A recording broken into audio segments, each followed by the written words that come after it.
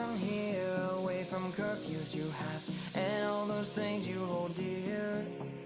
It would be stupid to throw it away, so let's get out on this boat and stop your crying for days. I wanna see the sea, but amazingly, I'm too scared of water, too scared of water.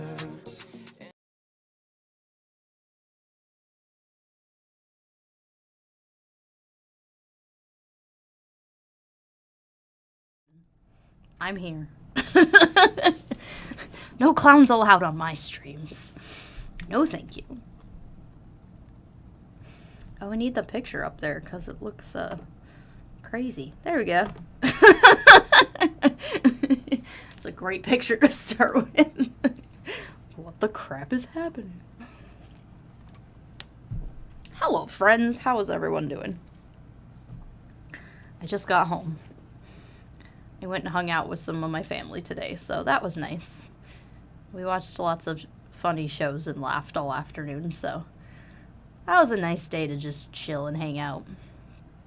And I've been exhausted from this week because I've just been, like, working my little booty off, so I was like, I need a day to just chill and not do anything productive.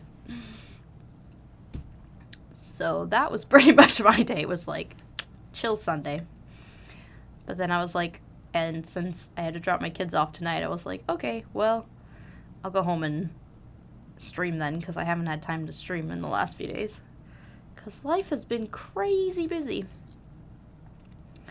Yeah. My life hasn't been very exciting the last few days. It's just mostly been work and cleaning my house, because my house is a disaster. But my living room's clean now. That's good. It was like nice enough outside today. This morning when I got up, that like my kids wanted to go outside to play, so I was like, perfect. I will clean while they're outside, because it's much easier to clean when they're not in the house.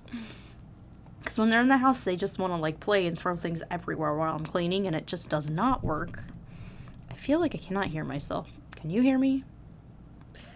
I don't know what's up with my mic lately. I need to, like, go in and fix the settings or something. Or I need to get new headphones, because I feel like there's some sort of issue. Or maybe I'm just going deaf. I don't know. I mean, it's possible. I am getting older. Who knows? So, today I saw this video on my list of stuff, because I just have, you know, when you go on YouTube, there's always lists of things, like new videos and stuff, so I saw this one, and it was, like, the exorcism that started it all, so I was like, okay, I'm gonna watch that one on my stream, because that sounds interesting. Here you find, can adjust volume with other streams I was watching. Nice. Yeah, I think somehow my mic got, like, switched to, because it has, like, two different, like, mic versions, and for a long time I was hearing, like, the clowns stop up your ears with cotton while you sleep. Oh, probably. No, I was hearing a lot of feedback and stuff in my last few streams, and I'm like, what is happening? And then I, like, switched it to the other setting today, and it sounds fine again. So I wonder if it just got bumped or something at one point, and I just didn't realize it, because I was like, it's making way too much, like, white noise in the background. It's driving me crazy, but it must have just got bumped. Who knows, by me, or my kids, or my cats. Like, I don't keep the door to my office, like, shut, so anybody could come in here and bump my mic, and it would just get switched to the other setting, because the other setting, it does, like, there's a setting for just, like, straight on, or the clown. I mean, she is sitting on my desk right there, so I mean, if she really wanted to mess with my mic, she could. Yeah. But, yeah, I mean, I don't really shut the door to my office and stuff, and I have animals and kids, so who knows if it gets bumped, it probably sounds weird. Because one of the settings, it only does, like, when you talk straight into it, and then the other setting is, like, the full mic, so you can get the sound all the way around, and I think it somehow got on the one where you can get all the sound from all the way around the mic, because there was a lot of white noise, and I was like, I cannot get this white noise to go away. Get a webcam with no mic enabled so different inputs won't be an issue. I mean, my mic is separate from my laptop. And my laptop is like, yeah, because my mic, I have a Yeti mic that I just plug into my laptop. So I don't think that would be an issue, because they're on separate things. To my understanding, I don't know a lot about this stuff. When I started streaming, it was kind of like, just get stuff and make sure you can talk and be able to be heard. But yeah, that was, I mean, when I first started doing like my YouTube and stuff, I went on like a lot of those videos and stuff that are like, oh, if you're gonna start a YouTube channel, like, doesn't matter if your like video quality is bad or any of that, but if your sound is crap, then people aren't gonna watch your stuff. And I was like, dang it. So I went out and got a microphone, because the mic on my laptop sucked. Like, it was terrible. I've seen people have their mic input change after a program update. Maybe. I don't know if I've updated anything. I've been so busy. Like, I don't even know anymore. I mean, if my computer, like, updated and stuff, I wouldn't even know. Because it would probably do it while I'm sleeping, and I wouldn't... I don't know. Who knows? But if it's working fine and people can hear me, that's good. Because that's my, like, main thing, is I want to make sure people can hear me. Just yell into the garbage disposal. Oh, goodness. Yeah. But I wanted to make sure. And then when I did Twitch, I was like, I need to make sure my mic is good, since I'm live streaming now. I did a few live streams on YouTube, but I don't do them as much on YouTube. I do them more here.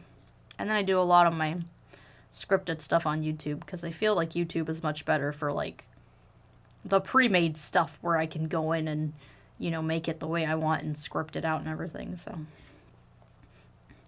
And, you know, I have, like, 4 or 5 scripts that I've written in the last few weeks. Well, months. Because the last video that I put on YouTube was the Christmas video. But I've been so busy with life. Like, I haven't had time to sit down and, like, make any of my videos like that. Because I have to, if I do those, like, I have to sit down and have big chunks of time to, like, record the script and then edit the recording and then do the animation and put the recording and the animation together and line them up, and then I have to put all that into an editor and edit it and make it beautiful. So it just takes a lot longer.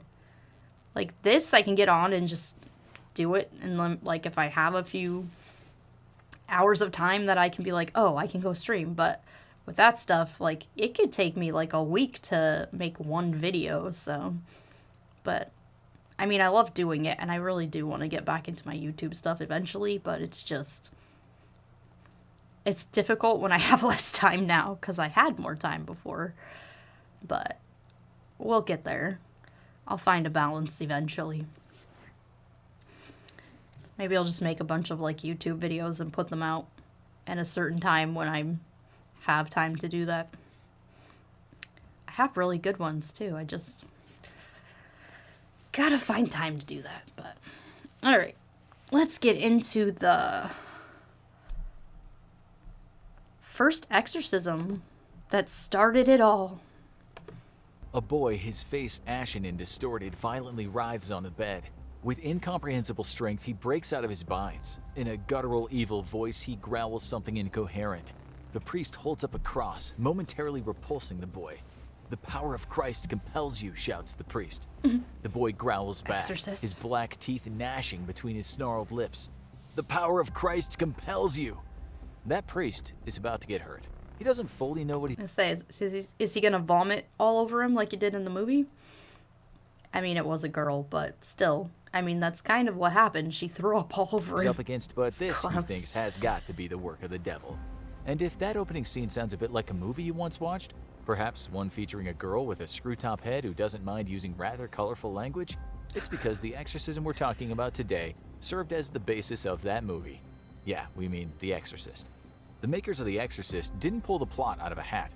It was actually very closely based on the exorcism we're featuring today. In the real version, the priest really did get hurt. That boy did things the little boy should not be able to do. But The boy growls back, "Make America great again." Damn. He was way before his time, huh? I guess demons would actually know. Well, I don't know if demons know, like, the future. I mean, people could claim that demons know the future, but who freaking knows? I don't know the whole mythology of, like, demonic power and what they supposedly can and can't do. I remember hearing this story, though, when I was a kid, because obviously The Exorcist came out in the 70s, which I wasn't around in the 70s, but,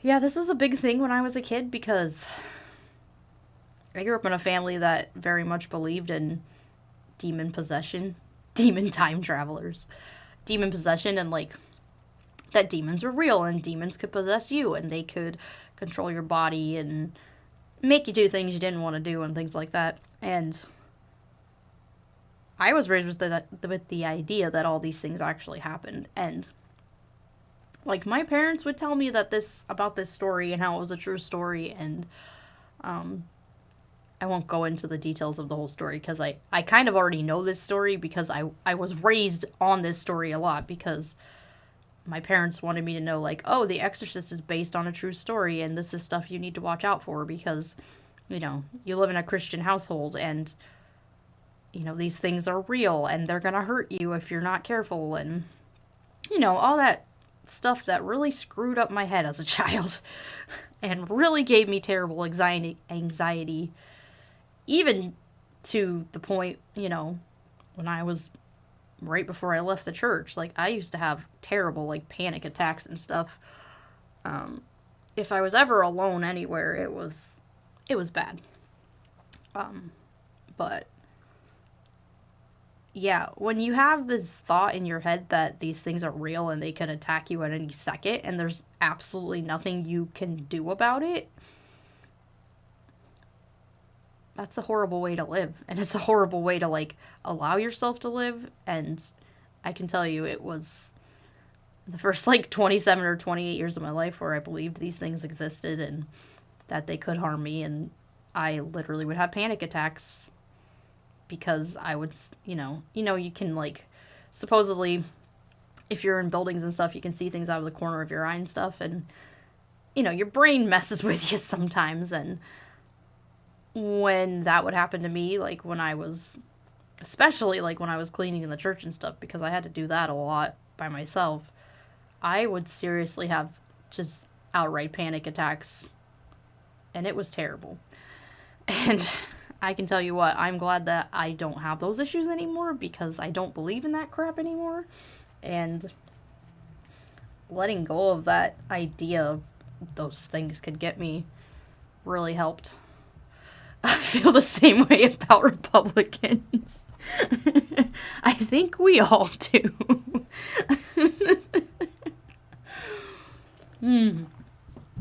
Yeah, but yes, I grew up believing this story was true. I don't believe it's true now. I do believe that if these things actually happened, that there was something else happening to this kid.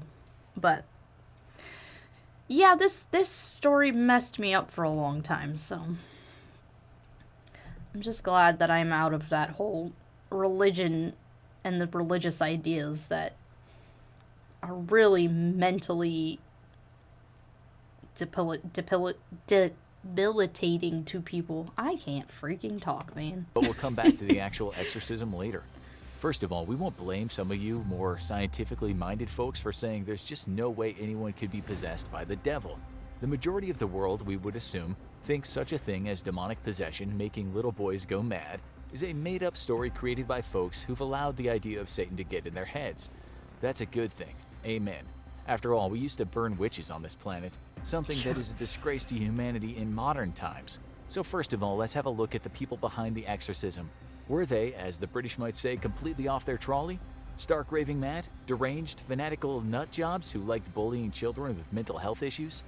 You probably already know that exorcisms are a real thing and can be performed provided the exorcist gets the green light from the church. According to news reports, the number of exorcisms in the USA has been on the increase as of late. In 2018, the BBC reported that the Vatican has invited 250 priests from all over the world to attend an exorcist training. I have to wonder, like, why the exorcism rate is going up when, I don't know, it's just weird to me that, like, there are more people leaving the church, you know, not just the evangelical church, but, like, even the Catholic church and stuff. Like, a lot of churches are purging people right now because a lot of people don't believe in these things as much. But it is weird to me that they are saying that, you know, they're having more exorcisms.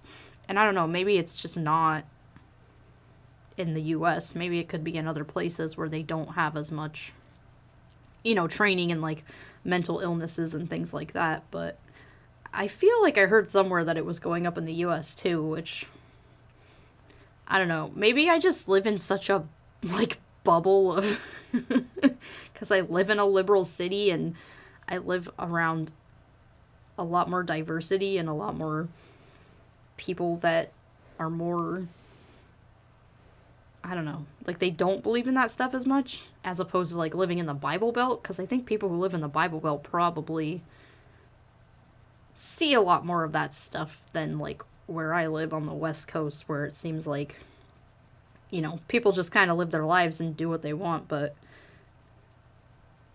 it's not so prevalent, I guess, over here.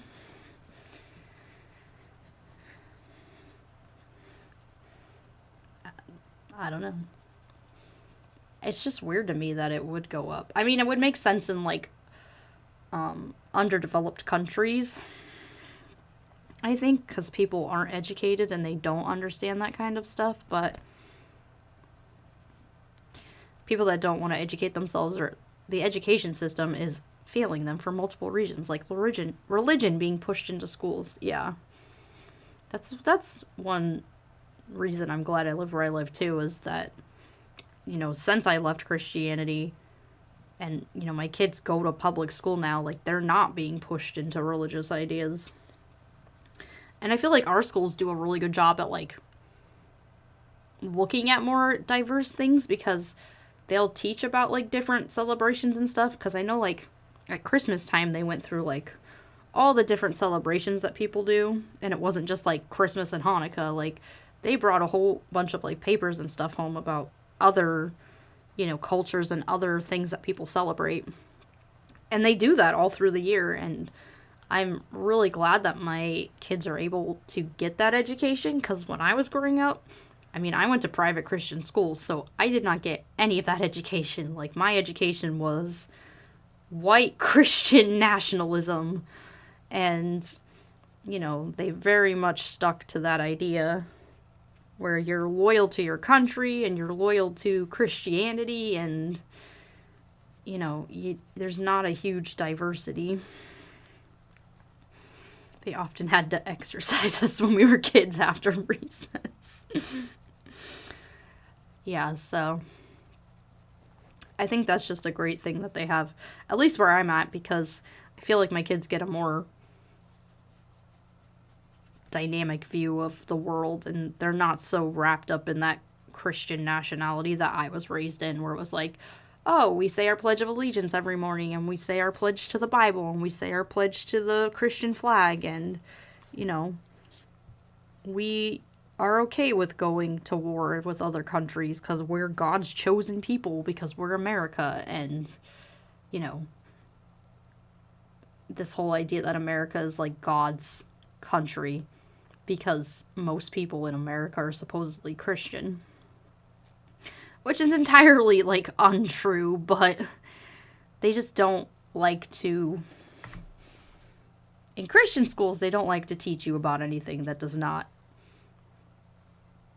reside in their world, in their bubble. Once again, break out of the bubble. You gotta break out. It definitely is a breakout, because you're the one who has to do it. Nobody else is gonna do it for you. Training course. We kid you not. In 2020, the Associated Press called exorcisms commonplace. We're telling you this just so you understand that exorcisms are taken seriously by the church and aren't just something undertaken by lunatics suffering from meth psychosis. So when we tell you that a priest named Walter Halloran was there for the exorcisms in today's show, you can bet he was a real priest who earnestly wanted to rid the boy of the devil. There were a bunch of priests who saw that young boy do some incredible things, but not too many of them have talked in depth about it.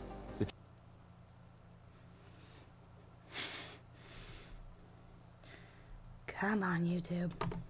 The church was pretty hush-hush about the matter, with Halloran once saying, "I can't go on record. I never made an absolute statement about the things because I just didn't feel I was qualified." The priest, Raymond J. Bishop, was also there, and he took notes. This is how we know what happened during those exorcisms, of which there were quite a few. When the devil squats in someone's head, he usually hunkers down. It's so weird, too, because I've heard a lot of these exorcism stories, because I really like watching, like, I mean, I watch a lot of true crime and stuff, but I also watch, like, a lot of shows and, like, podcasts about, like, more morbid things, because I'm kind of into that stuff, just, like, learning about it and stuff, so. And it's always interesting to me that there's, like, so many people that have, like, these same kind of traits and certain things that they, you know, experience while they're supposedly possessed. But it seems like a lot of them, it's just, you know, things that we probably just don't understand about the brain, or that we do understand about the brain, but people aren't willing to look into it. You know, like Reggie said, where they don't want to educate themselves because, you know, I think about this story, but I also think about, I don't know if you guys have heard of, oh, the girl, Annalise something. I can't remember her last name right now, but, yeah, like, she honestly believed that she was possessed by the devil, and I think her parents had a huge part in that whole situation because she grew up Catholic, and they very much drilled it into her head that, like, Satan was real, and demons were real, and I honestly think, like, she was tortured in her own mind from just the things that she was taught as a child. And unfortunately, because of those things and because of the religion that she was raised in, Annalise Michelle, there we go, I think that's her name, it's terrible because, you know, like they said after she had died, I don't know if you guys saw the movie, there was a movie made about her called, like, The Exorcism of Emily Rose, but she ended up dying because she basically was starved to death because she had just gone into this crazy state of believing that these things that were happening to her.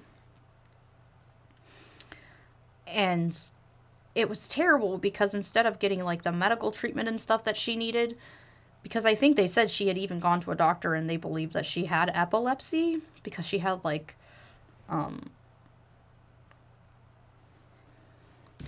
and my brain just stopped working. Okay.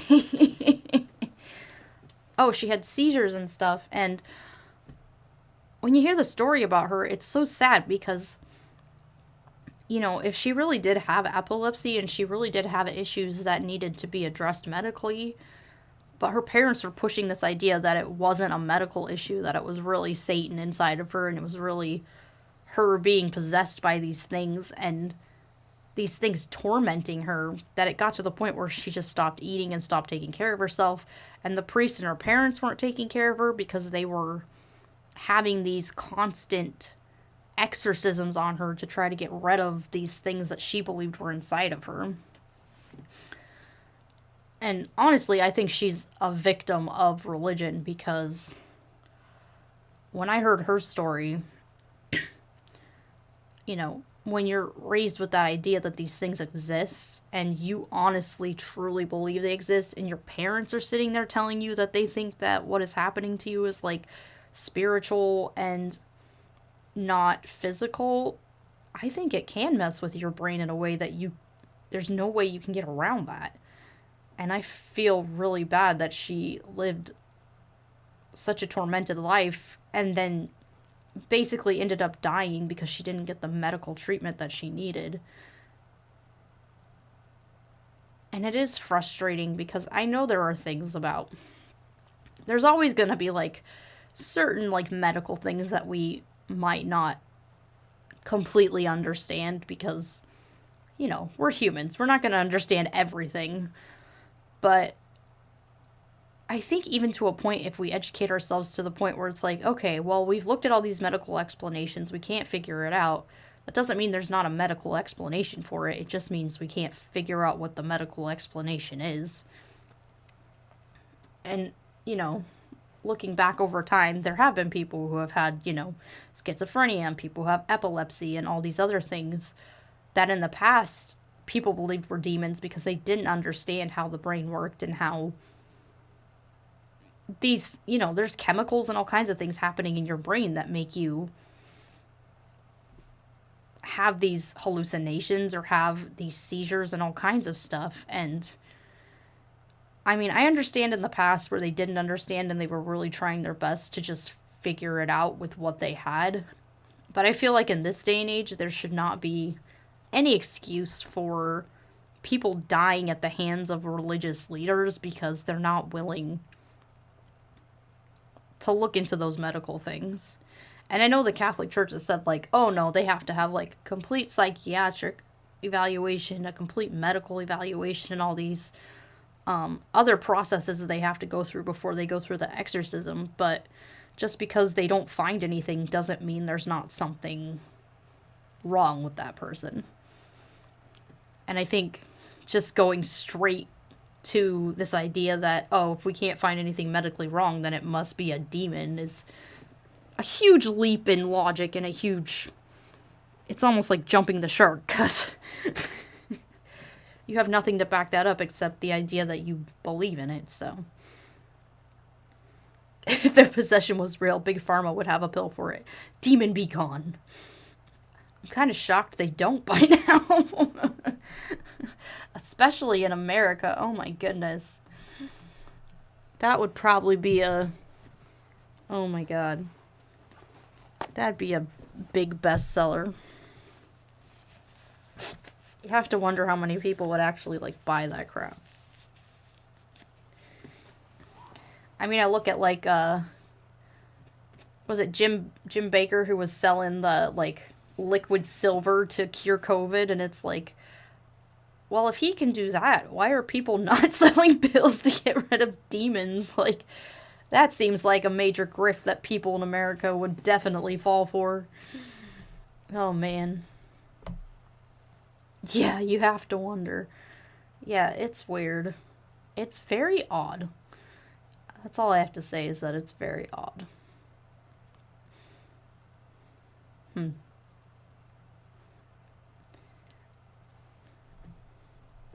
Bishop, a great name for a priest, by the way, that really went into detail. He said 14 priests attended the exorcisms in total, and all of them were somewhat 14? surprised by what they saw, with some Jeez. also being skeptical.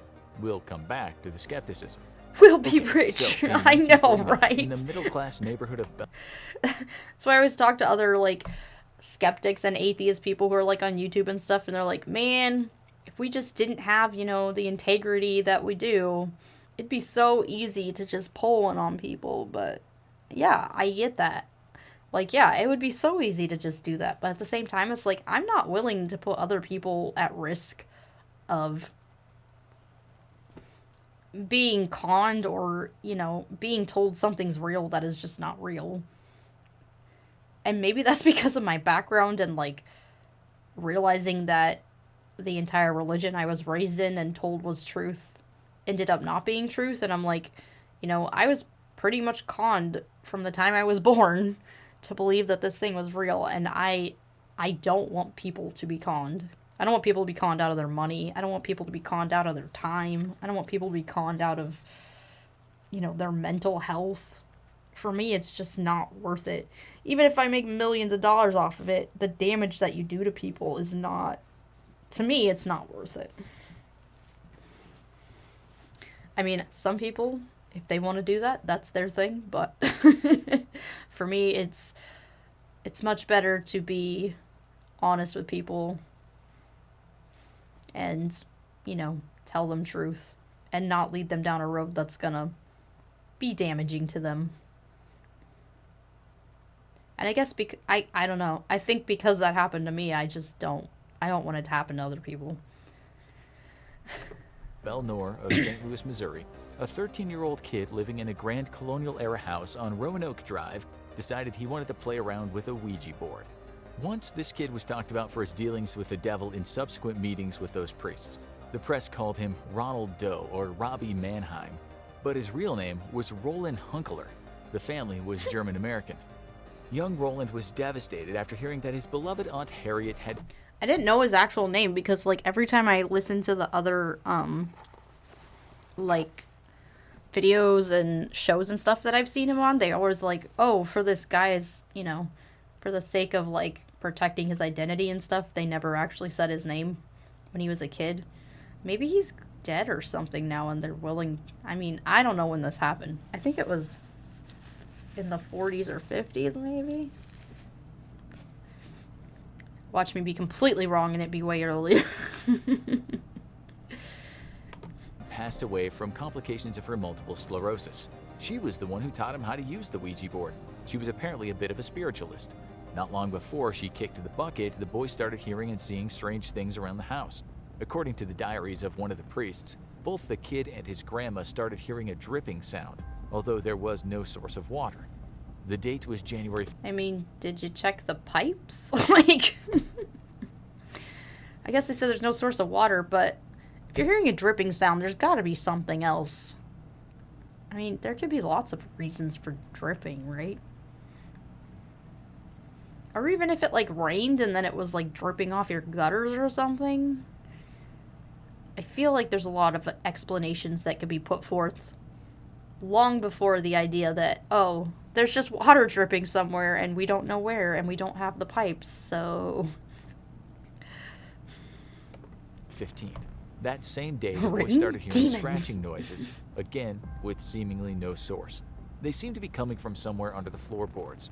You could blame mice for that, but not for a shaking picture of Jesus Christ. Yes, I grew up in a house that had mice. I get the whole mice thing. Like, believe me, I know.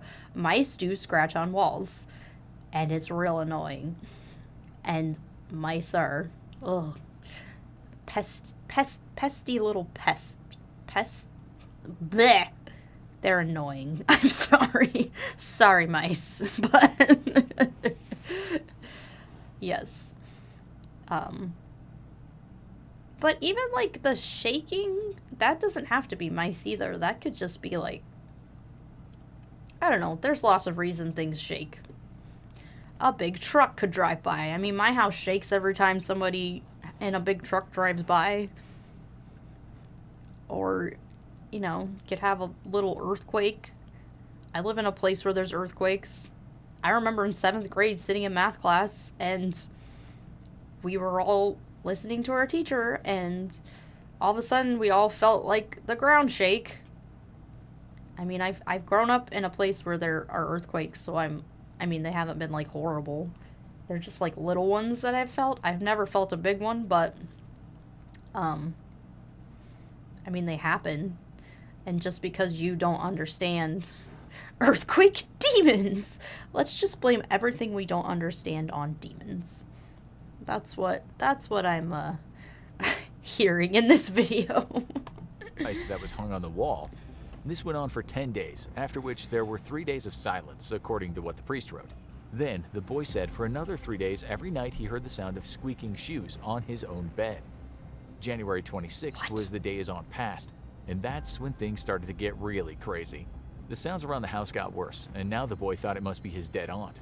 He, along with his mom and grandma, got out the Ouija board and tried to make contact with the aunt. The mom asked if you are Tilly, knock 3 times. A gush of air then hit all of them. Okay, if you think there are demons in your house, or a dead aunt, why would you bring out the thing that supposedly caused this to happen in the first place? This is what I don't understand about these stories, is they make no, like,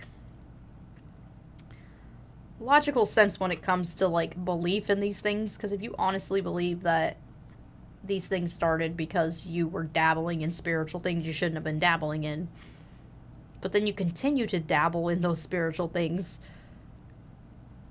and expect the outcome to change. Like, you know, what do they say? The definition of, was it crazy, is just, that's not right. Definition of something is like just doing it over and over again and expecting a different outcome. My brain is real off tonight. I know all these things and they're just flying out the window.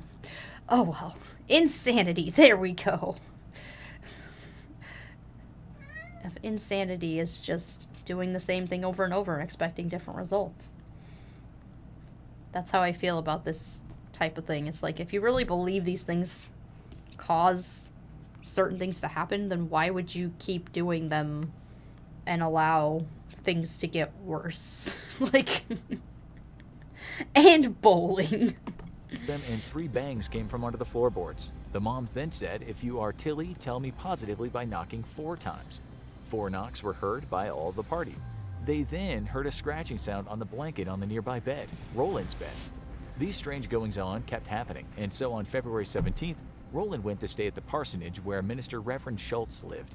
Oh my god, Freddy's. At Fred Meyer, you can get personalized coupons on top of He wanted to see if anything strange happened around young Roland. So far, when weird things did happen, he was always close to the source. His mom thought the spirit of his aunt, or possibly something worse, was inside of him. That night at the minister's house, some strange things indeed happened. Schultz said he also heard scratching sounds close to Roland, along with hearing vibrations coming from the bed. A chair, said the minister, also tipped over. I think Aunt Tilly was stuck under the floor. That's a problem. Maybe we should get Aunt Tilly out of the floor. Why is she in the floor? That'd be scary, man.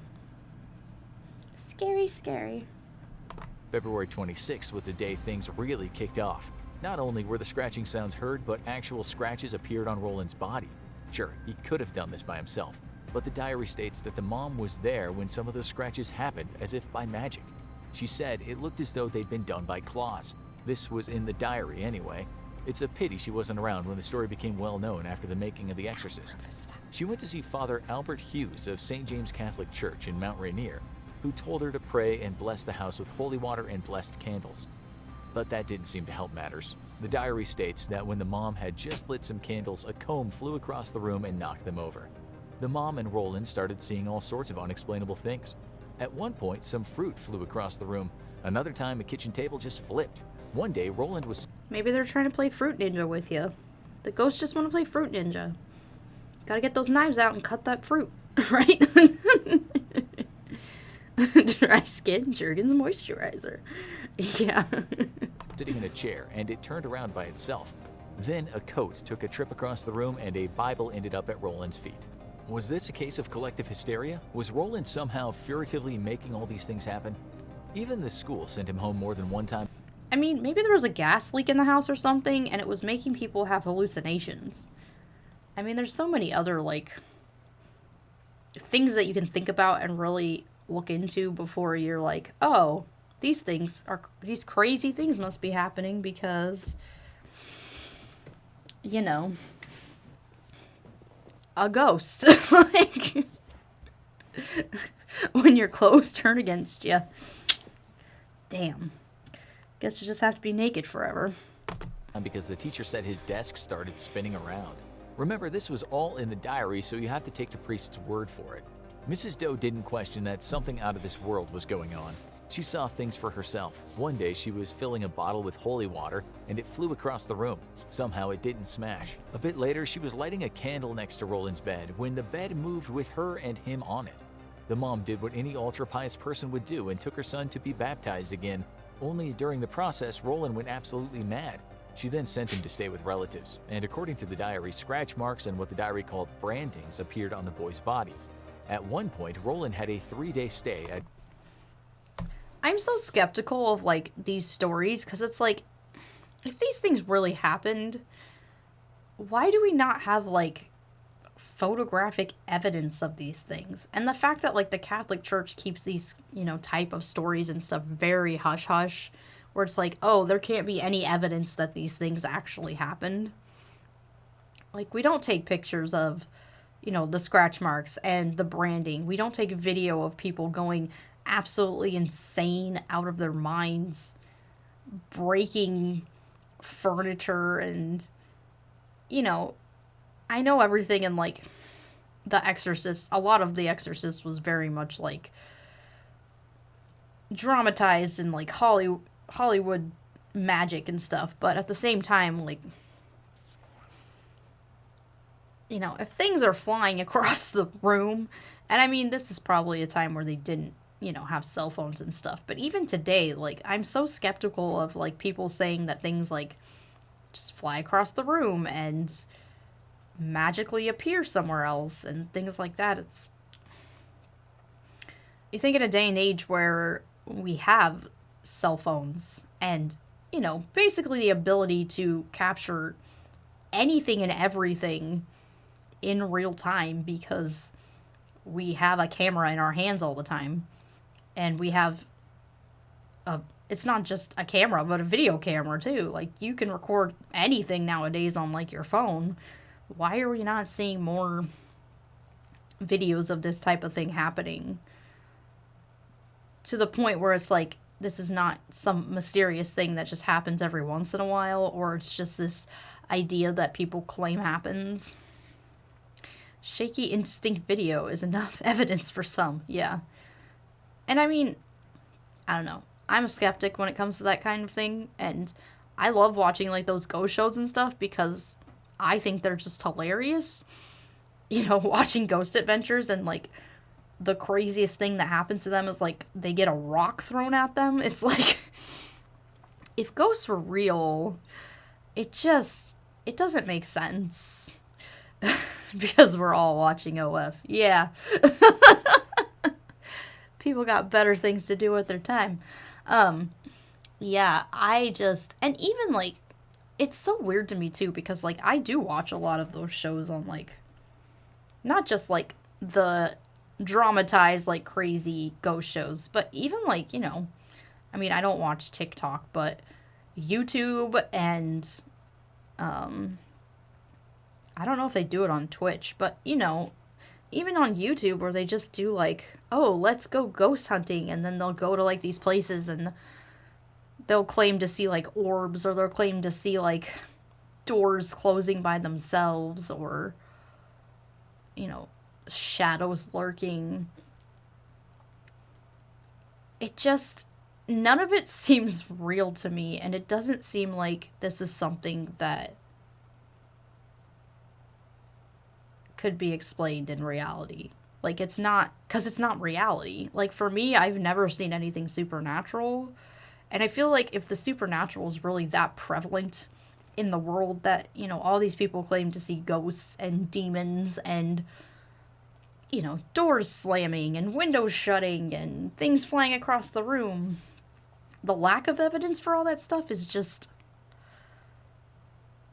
it's crazy to me that so many people believe in those things when there's so much lack of evidence. And, I've watched a lot of videos, too, on, science and stuff that explains a lot of those things. Explains how our minds trick us into believing things are there when they're not, or, certain weather patterns and things like that. Some wind or something slams the door and you just weren't in front of it enough to, like, feel it or know that it had happened, or a draft or anything. There's just so many other things that it could have been. But people who are believers aren't willing to look into all those things before they say, oh no, it was a ghost. I've seen so many bad quality videos being shown as evidence on a Discord. Most of the Discord regulars let the poster know that it's not good evidence. Yeah. A slight breeze? Demons. Everything is demons. We're just gonna blame demons for everything. Yeah. I guess for me, personally, there's no reason to believe in the supernatural. And I think that's a big, not believing the supernatural really helped my brain with, my panic attacks and stuff. But it also helped my brain stop believing in things that just weren't, at all religious-wise, too, because, you know, I hear all these... It goes with the whole religious idea that I was raised in, too, because it wasn't just, like, demons and ghosts and stuff. It was this whole idea... Ow, Rufus! that, you know, God was real, and he was this supernatural being, and, you know, he's gonna talk to you, and he's gonna show you, you know, what you need to do in life, and you need to listen to the Holy Spirit and things like that. And for me, you know, letting go of all that really helps, because for me, I've never seen anything or heard anything or ever been in a position where I thought there was anything supernatural that happened within my lifetime. And I don't know, maybe that's why I lack a belief in a lot of things, is because, you know, other people have had those experiences, you know, what they claim to be experiences. And I think, honestly, that's a big reason why a lot of people are religious, is because, you know, they have things happen in their life that they attribute to the supernatural, even if it's not a supernatural thing.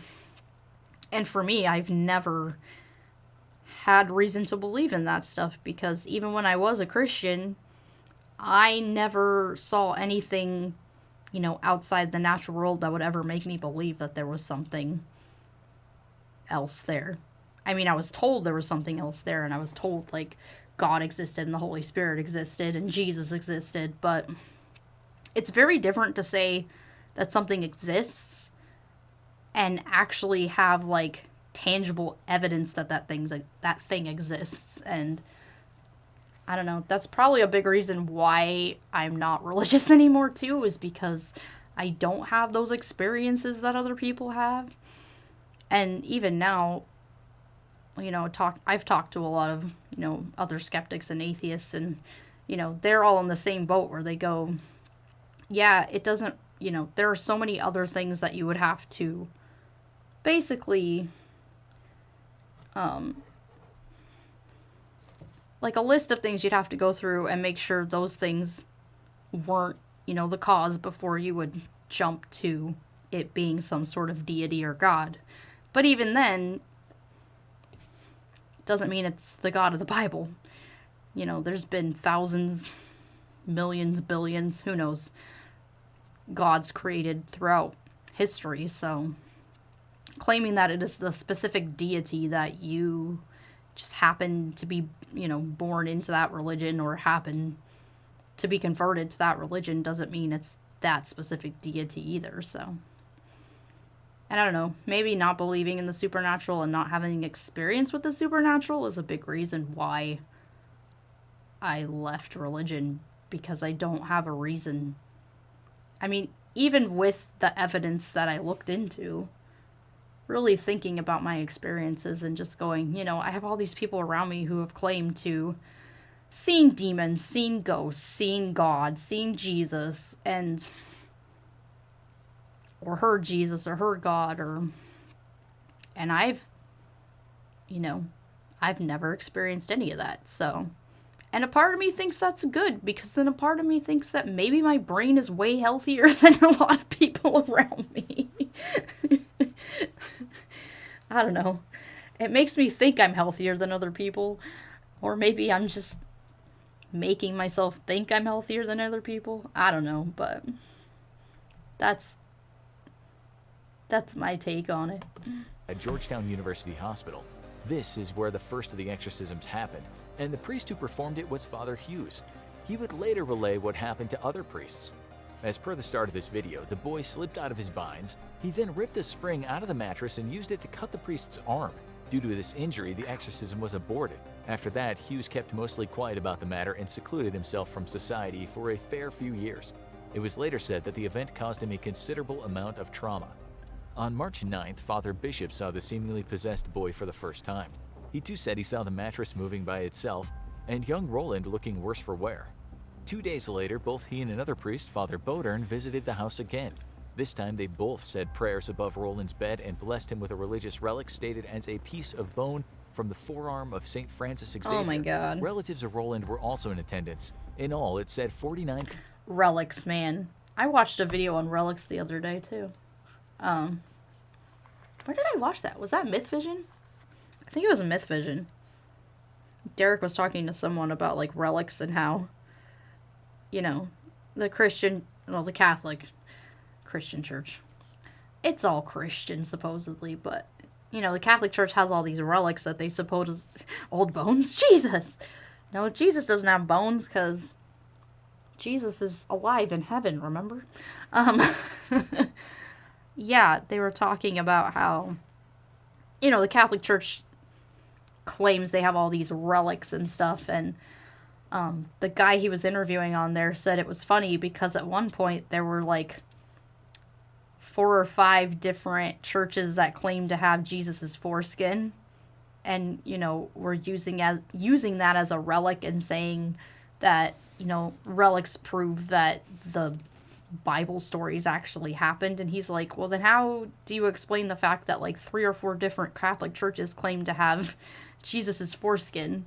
Like, there's only one Jesus, but you have all these different churches claiming to have his foreskin. There's a problem there. Like, unless they somehow cut it up and put it into different churches, but I don't think there'd be enough there to do that, but who freaking knows? But yeah, I thought that was funny, because I'm like, yeah, that right there is a huge problem. I was trying to think, there's another video I watched about some sort of relic where the arm got cut off or something and it was, like, preserved. And it doesn't look like it's, like, withered away and stuff like a normal arm would by some saint because he got his arm chopped off. Kept regrowing it, needs a new snip every so often. Oh, goodness. It's like a lizard tail. You know, when you grab a lizard and the tail comes off, just grows right back. Does that mean Jesus was part lizard? Oh, and then we get in... Oh, great. Conspiracy theory. Is that where the whole, like, lizard people idea started coming from? Still winding down post D&D games, so chilling with no volume, but saying hello. Hi, Bolt! I hope you're having fun at your D&D game. People witnessed the possession of Roland Doe. After leaving a special... Daily Harvest, you have made my life 10 times easier. It's breakfast time. Banana, almond. Man, I need to make more money and, like, crucifix under Roland's bed, the priest pay to took get rid off. of those ads. A few hours later, banging could be heard from his room. Pepsis? When the relatives opened the door, the sight that greeted them was an overturned bench, a moved bookcase, and that crucifix was on the other side of the room. The mattress was shaking at this point, with Roland screaming, "Aunt Tilly, stop! Please stop!" A few days later, the two priests performed the ritual prayers of exorcism over Roland, but it seems that wasn't good enough. According to the diaries, Roland was moved around a lot. And now, with permission from Archbishop Joseph E. Ritter, other priests performed the rites of exorcism. Some rituals happened in Alexian Brothers Hospital in South St. Louis, and others at various houses of relatives. Priests would stand above Roland's bed and usually recite the words, "I cast thee out, thou unclean spirit," along with the least... That's the other thing I don't like about, like, a lot of these exorcism stories is, like, they'll do it in secret where they don't know where the people are. They'll make sure it's in a place where, like, other people aren't around, and that just seems sus to me, too, is that, you know, a lot of these exorcism stories that I hear, it's like, they always make sure it's in a place where, like, it's not gonna, a lot of people aren't gonna, like, see or hear what they're actually doing. Because I think the same thing happened on Elisa's case, too, where she was, like, they said she had to go to a secret meeting with, like, these priests and stuff. And it's like, if this is really an issue, like, why can't they do this kind of stuff in a hospital where there's, like, other people around? And there's nurses and stuff, like, what's in his IV? Pepsis. Yeah, the whole secretive idea behind, like, the Catholic Church and their exorcism rite and stuff really throws me off, too, with this whole idea of the exorcisms, because it's like, what is really happening behind the scenes at these things that they have to keep this stuff so hidden? But, I mean, the Catholic Church obviously doesn't have a problem with hiding things, so who freaking knows, you know? Honestly, from the way I look at it, like, the Catholic Church is not a religion. It's very much like, it's almost like a mafia that just pretends to be a religion and just, you know, basically hides behind religion to commit as many crimes as they want, and nobody can do anything about it because they have their own, basically have their own government and their own, everything's set up in a way that people can't touch them, and it's gross. It's just gross. Like, honestly, it needs to go away. It honestly needs to just be disassembled. No, disassemble. Number 5 alive. Sorry. But yeah, that's, I don't know how they've gotten away so well, and it's probably because they have their own basically government and everything set up. Catholic Church is an organization working under the pretext of religion to assert their control. Yeah. Yeah. And it's scary. I'm glad they're not in as much control as they used to be, where, you know, basically if you weren't part of the Catholic Church, like, they'd basically just get rid of you. But at the same time, I think there's a lot of,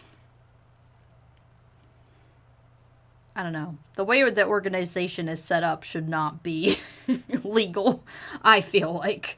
I feel like there needs to be, like, some sort of legal action to make that not be this giant basic corporation that just gets away with crime because they have so much money that they can do whatever they want and get away with whatever they want. And, you know, not be held accountable for the things that happen within their churches.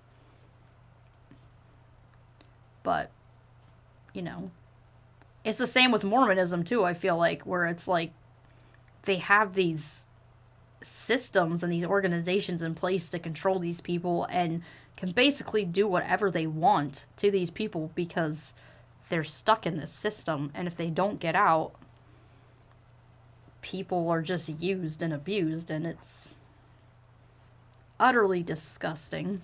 Scientology's scary, man. People have disappeared in that church, like, talk about some sort of mafia thing. Scientology is probably way closer because people have literally vanished and never been seen again. Like, I think, what is it, the like, main director or whatever, his wife vanished, like, years ago, and they still have yet to find her. It's scary, man. Well, and you have people like, Leah Remy, who came out and, like, basically said what was actually going on in that church and how, you know, they would use a lot of cult tactics to keep people in the church and basically do what they want to people to make them, to control them and to make them do what they wanted. And if they didn't, then they, you know, would lock you away. And I mean, I've heard a lot of horror stories come out of Scientology, so feel bad for anybody in that religion because I feel like it's dangerous too. I feel like there's a lot of just dangerous religions because there's no, I don't know. I don't feel like there's enough oversight when it comes to religious organizations. They get away with a lot of crap because, you know, they're not really regulated by anything because they have this idea that if you're a religious organization, like, you're doing everything for God, and so you must be honest and trustworthy people, and you're not gonna, you know, do corrupt things. But I feel like the biggest, like, religious organizations on the planet are the ones who are the most corrupt because they're able to get away with those things because they are such big organizations and they have the means and the ability to do what they want, and nobody is holding them accountable for those things.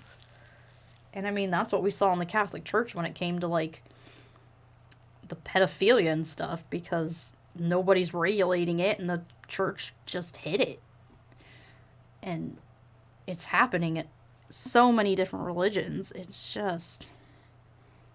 And the more I hear about other religions, because I watch a lot of YouTube and stuff about people who have come out of certain religions and certain ideas and were raised in things, and I just hear all these horror stories about how people grew up and how they were so badly treated in any situation. I mean, I watched a video on, it's like a Christian, I don't know if it was a Baptist church or what, but, I can't even remember what that documentary was called. There was a documentary, and it was this kid, and he was talking, well, I think he was an adult by the time he was talking in this, but he basically was talking about how, he got sent to this camp when he was a kid because he came out as gay to his family, and they sent him to basically a gay deconversion camp. And the people there were, like, they basically molested these kids and beat it into their heads that, like, what they were doing was wrong. Even though they were, like, doing things to the kids that no adult should do to, like, 15, 16-year-old kids. It was horrible. I don't even remember what the documentary is called, but it really broke my heart because, like, these were people who claimed to be, like, evangelical Christians and, like, they were doing this for God when it was really just sexually molesting and torturing these kids to make them hate who they were. It was gross and it was sad, and I did hear that place got shut down eventually, but it's just, I'm gonna have to go back and find out what that documentary was, because it was, and that's a powerful testament to the damaging effects that religion really has on people, and how people honestly don't even know what's happening in the places that they are. I mean, when his parents sent him to that camp, I highly doubt they knew that, that was happening to their kid. And, I think of all the times that, like, I got sent to church camp and stuff. It's like, my parents had no idea what was happening when I was at church camp. I mean, they weren't bad. All the church camps I went to were pretty good. Other than, like, the whole let's have church 3 times a day and indoctrinate you. But, we had fun. We got to hang out with our friends. We got to,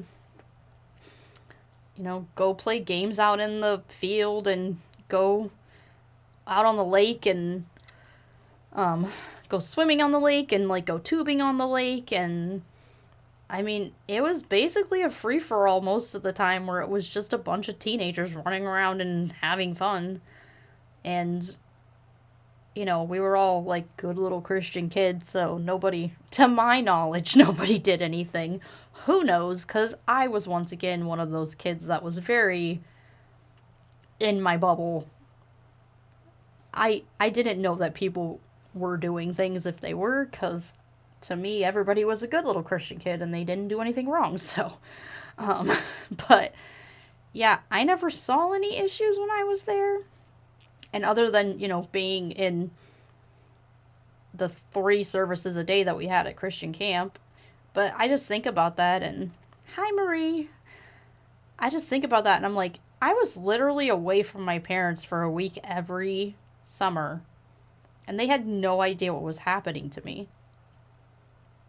I mean, nothing bad was happening, but you just think about, kids who go to those kind of places, and it's like, you have no idea what is actually happening at all. And when your kids go to camp or anywhere with a church group, you don't have any idea what they're doing. It shows damaging effects from letting people with a control complex supervise people. Also sick that too often let off lightly because everyone involved was religious, therefore good in too many people's view. Yeah. Yeah, and it's crazy to me now, because growing up in church, like, I always felt very, like I said, I was very much a bubble kid. I was very naive to anything outside the church. And, you know, church to me was safe. Like, I never doubted that anybody in the church would, like, hurt me or anything. Like, I always trusted all the adults in my church. I trusted the people around me. I believed that they were godly people and they were trying to do what was right by God and that they would never do anything to hurt me or other kids. Like, and, you know, I never, if anybody did, I never saw it. I was very much kept away from that. I do remember, though, when I got a little older, my mom worked she was a secretary at the church we went to for a little bit, and she was a little bit more protective of us when we got a little bit older, because she told me that there were people in the church that were not supposed to be around, like kids and youth people, but they were still going to that church. And so she's like, you need to be careful, like, walking around the church and stuff by yourself. And I'm just like, what? Because, you know, even when I was, like, 14 and 15, I probably had the mindset of, like, a 10-year-old because I was religious. Like, I wasn't thinking about that kind of stuff. So some people need to understand religion doesn't equal safe looking out for others. Yeah. And I think that was one thing that kind of woke me up when I was, like, 14 or 15, when my mom was like, you know, you need to be careful walking around the church by yourself. Like, don't go into certain places by yourself, because there are people in this church that have done things in the past, and I don't understand how those people were allowed in the church in the first place, because it's like, oh, she was basically telling me, like, she didn't say it outright, but I think about it now, she's like, she was basically telling me there were, like, sexual predators in our church, and that I needed to be careful. But at that time, I didn't think anything of it, because I was a kid, and I was like, well, everybody here believes in God, and they trust God, and I think they're good people, you know? So, it's just interesting to look back on those things, because during those times, like, I didn't really think about it, but I think about that stuff a lot now as an adult, and I'm just like, there's a lot of situations that I probably could have been put into as a kid and just not even realized how dangerous or how whatever, like, I could have been put into situations that could have led to other things, and I'm glad I wasn't, but I have to wonder how many, like, kids and even, like, young adults get put into those situations. Letting the scandals get out has made some more cautious around church leaders and people seen as stand-up church-goers otherwise. Yeah. Yeah, and when you're raised with this idea that the authority in the church is the ultimate authority, and what they say comes directly from God, and you're told, like, your whole life, like, oh, these are good godly men, these are good godly women, like, these people aren't gonna hurt you. As a kid, you believe that. I believed it fully. And I'm glad nothing happened to me, but I've heard horror stories about things that have happened to people.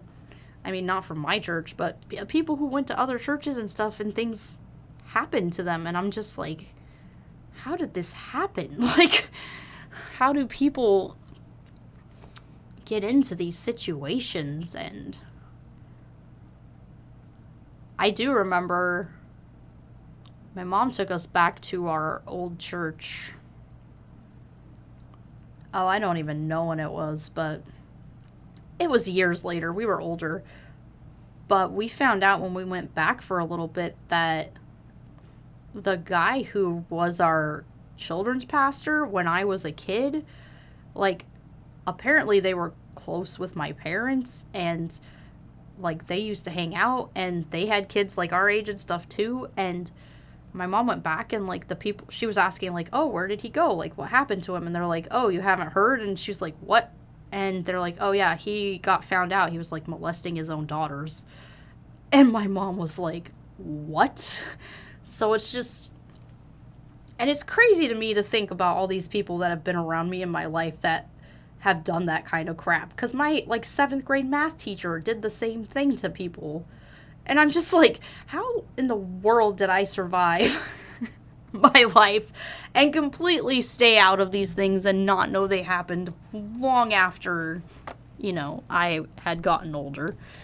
I think a lot of that is just being sheltered and being super overprotected because I was raised in church and, you know, they don't want, sorry, cat hair. They don't want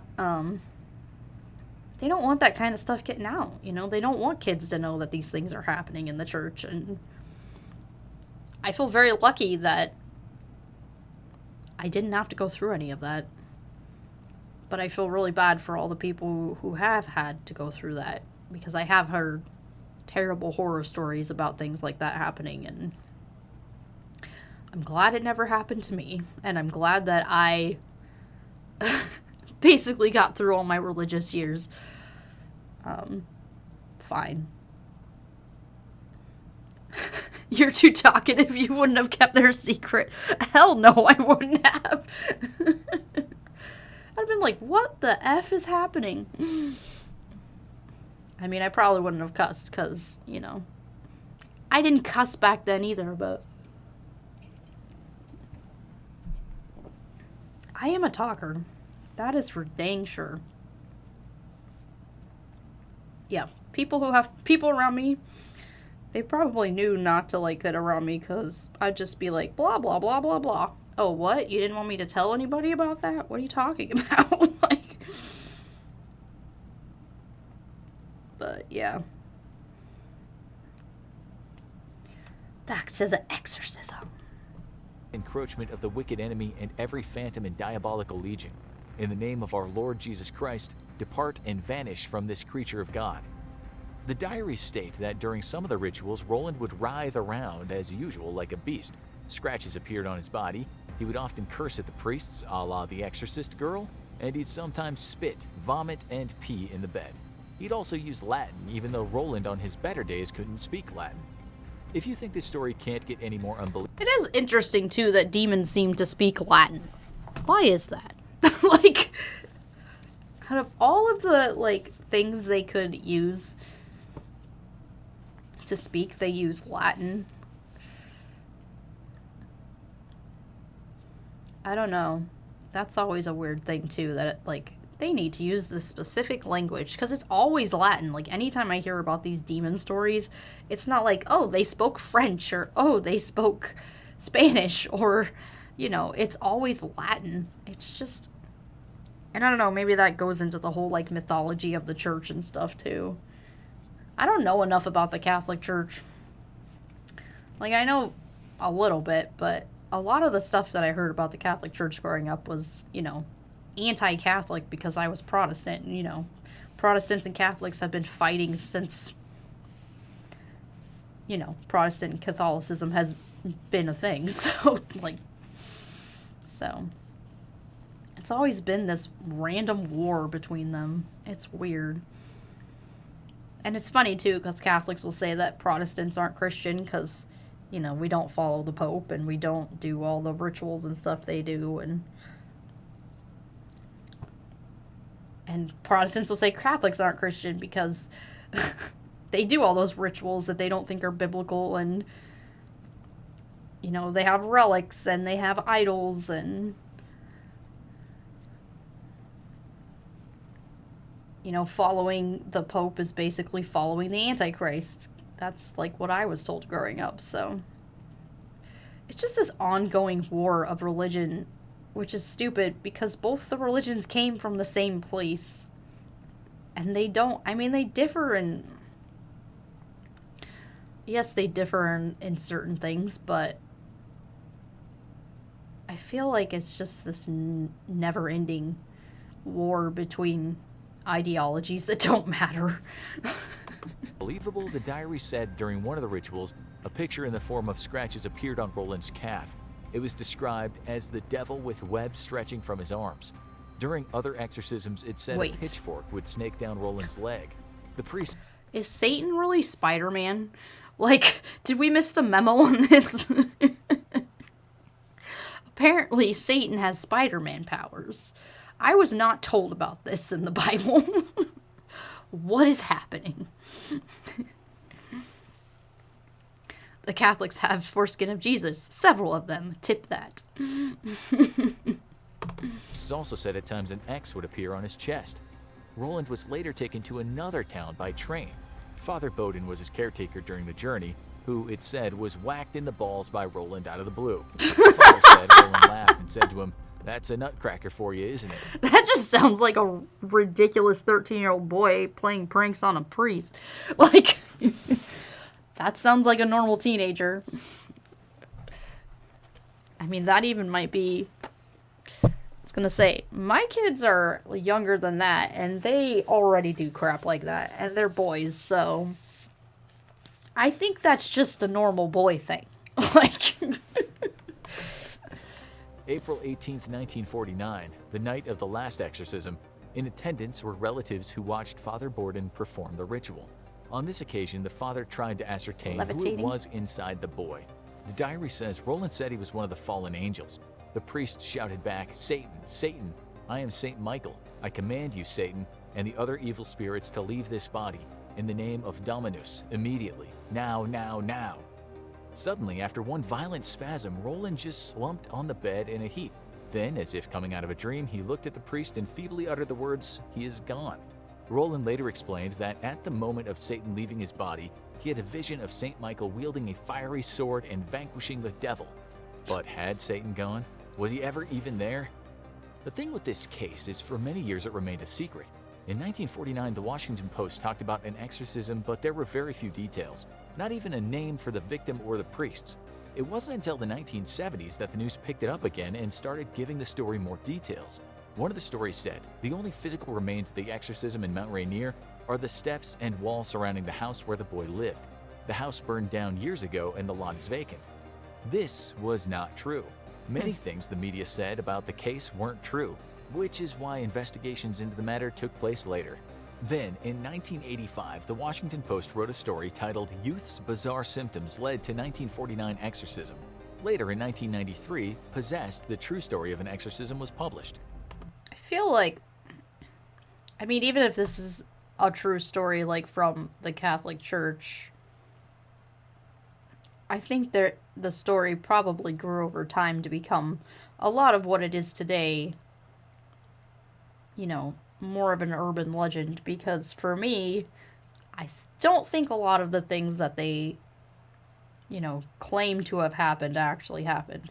And, you know, the Catholic Church keeps this stuff hush-hush. Like, they don't bring this kind of stuff out, and they're not going to say what actually did happen. So people are going to speculate, and they're going to make up, you know, whatever they want. And, you know, they said they have diaries and stuff, but those, I doubt the Catholic Church would ever let those things get out into the public in a way that anyone would be able to see them that doesn't have, like, special clearance within the Catholic Church, so... Everything was then brought into question. Sure, there was a boy who might have looked to have been possessed at times, but the authors of the investigation said people had joined up a lot of dots after hearing stories. Father Halloran had indeed been there during some of the exorcisms, and he did say... But the ball part is true. Say it's true. I mean, if anything's true in this story, that would be the one thing I would think would be true. Because that sounds like a typical teenage boy. Like, everything else sounds like a myth. But, you know, it's quite possible that he did kick a priest in the balls. Say he saw scratches, but he also noted that those scratches appeared when he wasn't looking. He told the press the words evil and hell formed on Roland's body. He also said he saw the mattress move, and at one point Roland flew at him and broke his nose. That was all true. But was Roland just an out-of-control maniac kid who likely in his adult years went on to graduate from pretending to be possessed to committing serious crimes or being locked up in an institution where the walls are soft and they feed you buckets of Valium with your breakfast? In 2004, Father Halloran passed away. He was the last of the priests who attended those exorcisms. In one of his last interviews, he said Roland had gone to live a rather ordinary life. Maybe the boy was just mentally unhinged and enjoyed getting off of school. As for Father Hughes, the investigators couldn't find any proof that he had attended an exorcism, and after had a nervous breakdown, nor could they find anything that showed the kid had been taken to the hospitals we mentioned. As for those secret diaries, they were real enough, but the priest much of the time relayed what he'd only heard. He might also have made some things up. We'll never know because they all died once the story got some legs. Sure, the priests and the parents might have seen scratches and things flying around, but skeptics think Roland was a clever little devil and managed to orchestrate everything. Why priests would believe this was demonic possession was explained by one of the many skeptics. He said, to psychiatrists, Rob Doe suffered from mental illness. To priests, this was a case of demonic possession. To writers and film and video producers, this was a great story to exploit for profit. Yeah. Those involved saw what they were trained to see. Yep. The only person who could maybe explain the truth of what really went down is Roland himself, who, if he is still alive, will now be creeping toward the age of 90.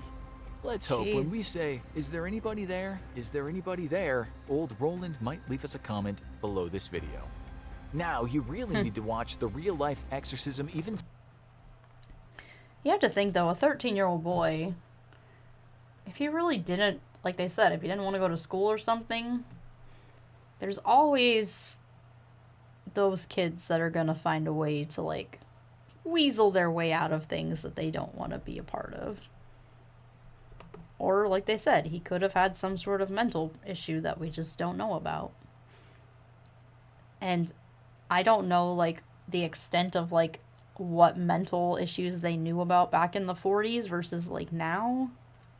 Because it could have been something that we have an answer for now, but they might not have had an answer for in that time period. Because we know, like, medical science is always, like, evolving and always finding new things that happen to people and different things that happen in your brain. But we also know there are kids that are just buttheads sometimes. Like, so who knows? But for me, being a skeptic, demonic possession is the absolute last thing I would ever think would be a diagnosis for anybody, for anything. I think there's a lot of other issues and things that need to be looked into before people can say it's demonic possession. And like I said in the past, I've never seen any evidence for anything that has to go, with supernatural stuff or demons or any of that. So for me, that stuff, I don't think any of that actually exists. So thinks, I don't want to go to school, says Mom, I think I've got a demon.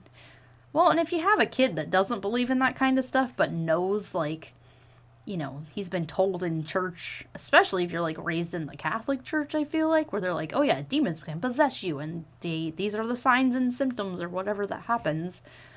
Like, they basically train people to make themselves believe they're possessed, I think, sometimes. And, I mean, if you got a really smart kid that's like, yep, I know what to do, then yeah, he's gonna do it. Or if you got a kid who just wants to cause trouble, like, because we know some kids like to just cause trouble too, so you never know. And like I said, the only way you're going to know is if you actually talk to that guy. And, I mean, we don't even know if he's still alive or not. From what I've heard, like, he kept his identity very hush-hush for a long time because he didn't want people to find him and talk to him about those kind of things that happened to him, so who knows? Don't know. It's probably one of those mysteries that will never be solved. But there's lots of those in the world. Oh my goodness, it's 9 o'clock. Where has the time gone? Just sitting over here chatting away. I really am a talker. It's true. Oh well. Yeah. That's all I had tonight. Glad you guys could join me for that fun little infographic about the original exorcism and the story that The Exorcist is, like, based off of, if you've seen The Exorcist. I saw it once. I would probably never watch it again. Scared the crap out of me.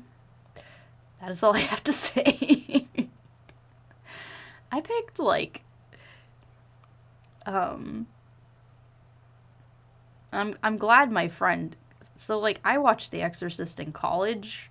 It was like close to Halloween, and me and my two best friends were like, "Oh, like we want to have like a horror movie night." And none of us had seen The Exorcist before, and we were all young college kids at a Christian university, like we believed in that stuff. And I just remember sitting on the couch with them, and all three of us, the scene where she like goes down the stairs, like all three of us were like holding pillows and just like, what is happening? So we were probably like 19 or 20, and we're all just like, what the crap is happening right now? And I just remember looking at like my friend Scott, and I'm like, what? And he was freaked out, and we're all just like, why are we watching this movie? And then like after it was done, I'm glad my friend's roommate was gone that night, because I was gonna have to like walk back to my dorm room, and I was freaked out. And okay, so the school I went to, there was a dorm room. Glad I looked at Twitter today, notifications. Twitch. Yeah. Look at Twitter if you want to see me. Anyways, yeah, so the school I went to, it's actually funny because the school that I went to was right by the hospital that my two sisters were born in, because we actually lived in that town when I was a kid. So my sisters were born in that hospital, but when I started going to school there, that hospital shut down and it was like abandoned. So they built a dorm room right beside the old hospital, and my dorm room was past the old hospital. So the old hospital was like on one side, and then there were woods on the other side, and it was pitch black outside, and I had to walk all the way across past the hospital and then down the valley to get to my dorm room, because there was like a valley that went into the woods. And I watched that movie with my friends, and I was like, oh my god, I cannot walk in the dark by myself past an old, like, abandoned hospital, and between a hospital and trees, and down into the valley to go back to my dorm room. And I was just looked at my friend Jackie, and I'm like, can I just, like, spend the night in your room since your dorm mate is gone? She's like, sure. So I was so glad she said yes, because I'm like, I think I would have, like, freaked myself out the entire time walking back. Like, oh, I can't even think about it. It was scary, man. Like, nope, not happening. I did walk by that hospital one night. I was really stupid in college because, once again, stupid little college girl who lived in a Christian bubble, like, it was like 3 a.m. in the morning, and I was hanging out with my friends, and I had to go, like, I needed to go back to my dorm room and go to bed. And I knew it was, like, late and dark, and I probably shouldn't have, but I walked past the hospital, down into the valley, into the woods, like, past the woods into my dorm room. Luckily, I got there and didn't get murdered or anything else, but yeah, I wasn't the smartest person growing up. I just think I was super naive to a lot of things. And I, because I had grown up very naive to those things, like, I knew those things could happen, but because I had, been in this Christian bubble, I honestly believed the haunting of Overprotected Atheist. Yeah, I honestly believed, like, I was safe in a lot of places that I probably wasn't safe, And, they told us, because the school that I went to had a lot of forest around it, like, and I'm a forest person because I grew up in the Pacific Northwest. Like, when I want to just be alone and, like, chill, I like to go into, like, the woods and just hang out by myself. Yes, I'm a weirdo, but we had woods by our house growing up because we, like, lived by the river, and it was a little town. Like, nobody ever went over there, and it was, like, a little park that had, like, woods, and, you know, nothing ever happened when I went over there by myself, so, you know, I never really worried about it, so, you know, when I went to college and there were all these woods, it's like, oh, I can go out in these woods and, like, just hang out and enjoy nature and just not have to deal with things. Like, if I needed some time by myself, I would do that. And, you know, people would tell me all the time, they're like, don't go out in those woods by yourself. Like, people hide back there. Things are going to happen. And, I mean, nothing happened. Once again, like, I was naive and stupid, and I did those things, but I think I got really lucky in life to, like, not have anything happen to me, so who knows, but don't play with the wildlife. But those apes all over the place can be a big threat. Yeah. No, I just think about the stupid things I did when I was younger and more naive about things, and I'm just like, there are so many things that I did that probably put myself in danger, but I never really felt like I was in danger, and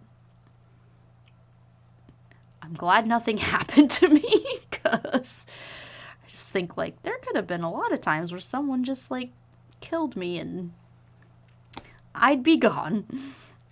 The woods are full of clowns, mice, and Aunt Tilly are in the floor. Jesus' foreskin and demons. Oh my god. Life. I have 2 open slots for emotes. I need to, like, get on that too, because I also have a slot for... Brain stopped working again. Oh. Like a GIF emote. Because we have, like... They have, like, the actual, like, animated emotes now that you can do. I was trying to get a Bob Larson one where he was saying Jezebel, but I couldn't get it to work, so I'm gonna have to go back and find that clip and see if I can make it work again. Or find another way to, like, make one. I know, like, the animated emotes are brand new on Twitch, so I don't think they have a lot of, like, places that have that set up yet. Because there's a lot of, like, websites I can go on and just get, you know, any of the other emotes, but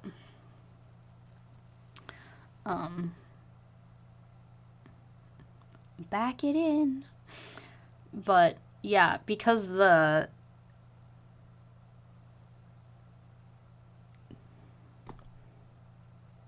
man, my brain is going. Yeah. Because the animated emotes are newer, I think there's not as many places that have it where it just sets it up automatically for you, so. Because I know with a lot of my emotes, like, they have, like, the ones where you can just upload them. Like, there's certain websites you can upload them to, and then it automatically makes it, like, the size you need and stuff. But I haven't found one for the animated ones, so. We'll figure it out. Maybe Bolt knows. Bolt might know that stuff. Maybe. Many of the streamers I follow haven't gotten animated yet. Yeah. I just got it, so. Zelda and Pennywise. Ah! Oh my god, my kid is turning into, like, Stephen King. He's writing a story about... Okay, so he came home the other day. He's been watching a lot of, like, clown videos on YouTube. Oh my god, he started writing a story about... So this guy goes to, like, a haunted house, and then he gets trapped in the haunted house. You're welcome. Yeah. Yeah, and then he goes into all these rooms, and they have, like, different... I don't even know, like, torture things and stuff that happen. And then he ends up in a playroom with a clown.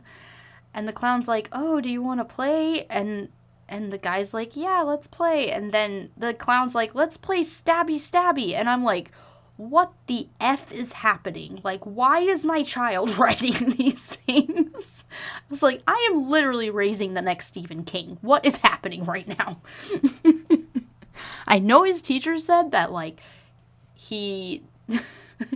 Tons of mice just laughs. His teacher said, like... All of his teachers have said, like, for his age group, he could be an author one day because he puts a lot of, like, extra, like, emphasis on certain things that kids his age don't normally put in there and a lot more detail and stuff. But then I read things like that and I'm just like, what is happening right now? 'Cause your kid is onto your fear. I don't know. Oh, and then he started writing one about a haunted McDonald's and Ronald McDonald was like gonna be the killer in it. And I don't know why he's on this clown kick right now, but yeah. It was funny because I told his dad, I'm like, I think we're raising the next Stephen King. Because he was reading the story to his dad and he's like, I was just like, what is happening right now? My kid is crazy. Oh God, that scared me. It's in my headphones and I wasn't expecting it and I heard the evil clown laugh and I was like, shit. Because I'm home alone right now, so hearing that was like, what the frick? Thanks, Reggie. You scared me. Oh. As long as it's in my headphones. If I heard that in my house, I would be running away and go sleep in my car somewhere. Was the perfect setup. Totally was. You're not alone. The clown is there. Yeah, she is here. She's right here. Here's my clown. She's right here with me. I'm not completely alone either. I have my cats. My lovely cats. My Princess Peach and my Rufus. They're snuggly. My kids are begging me to get a dog. I don't think I'm gonna get a dog right now though. I told them they have to wait till I move because I don't know where I'm gonna move and I don't want to get rid of my cats. And if I have to move into like an apartment or something for a little bit while I'm like trying to find a house, or if I have to move to an apartment because I can't afford a house, like, because then you don't have it on a speaker with the clown in front of the speaker. Yeah, that would have freaked me out even more. Oh my God. No, thank you. No clown stuff. It's my fault. I put that clown sticker on there because I knew people would use it. It's fun. Yeah, so if I ever figure out the emotes, I'm gonna try to get my animated one, Bob Larson saying Jezebel. And then I don't know what we're gonna do with our other emotes. I've had a couple people like send me ideas, so I'm gonna have to look into those. They're on my Twitter. Because I'm pretty sure I posted it on my Twitter that I had some spots open because we got people like on here. I got on, was it last Saturday or Friday? I don't know when it was. I got on last week at some point and I ended up having six subscriptions that night. And I was like, oh my God, like that is the most I've ever had. But it was nice to get all those because it got us enough channel points or like sub points to get two new emotes. So I was excited about that. Plus I got more people on here. I don't remember when that was. And then the other night I got on and there were like a whole bunch of people I haven't seen in like forever that got on and were like talking. So that made me happy too because like, oh, there's people on here that I haven't seen in a long time. So I think more people are like hearing about my channels and stuff and are trying to get on more and stuff. And I've had a lot of people on Twitter be like, oh yeah, we want to like support you and, you know, be on there when you're live and stuff. But I know it's hard because I live in the Pacific Northwest and then, you know, when it's 8 o'clock here, it's like, what, 11 o'clock on the East Coast? 9, 10, 11? Yeah. So I know like when I stream a lot, it's probably super late for people because it's early over here, but, you know, all over the place. But I know, I mean, there's people from all over the place that watch my stuff. Not just like on here, but on my YouTube and other things too. I mean, I have friends all over the place. Like, I know people in Canada. I have friends in like Australia and stuff that I talk to, and I actually had someone from India like write me this morning. So there's just people from all over the place that talk to me. It's pretty cool. Honestly, since like being an atheist activist and being online, I think I've talked to more people like from all over the place as opposed to like when I was, you know, a Christian. Because I feel like when I was a Christian, it was just people here, mostly like in my community, as opposed to like the online community. I have a lot more people all over the world, so not just America. It's because I told them if they didn't support you, a clown would be visiting them. The clown of not supporting overprotected atheists. Apparently my new name is Overconfident Atheist.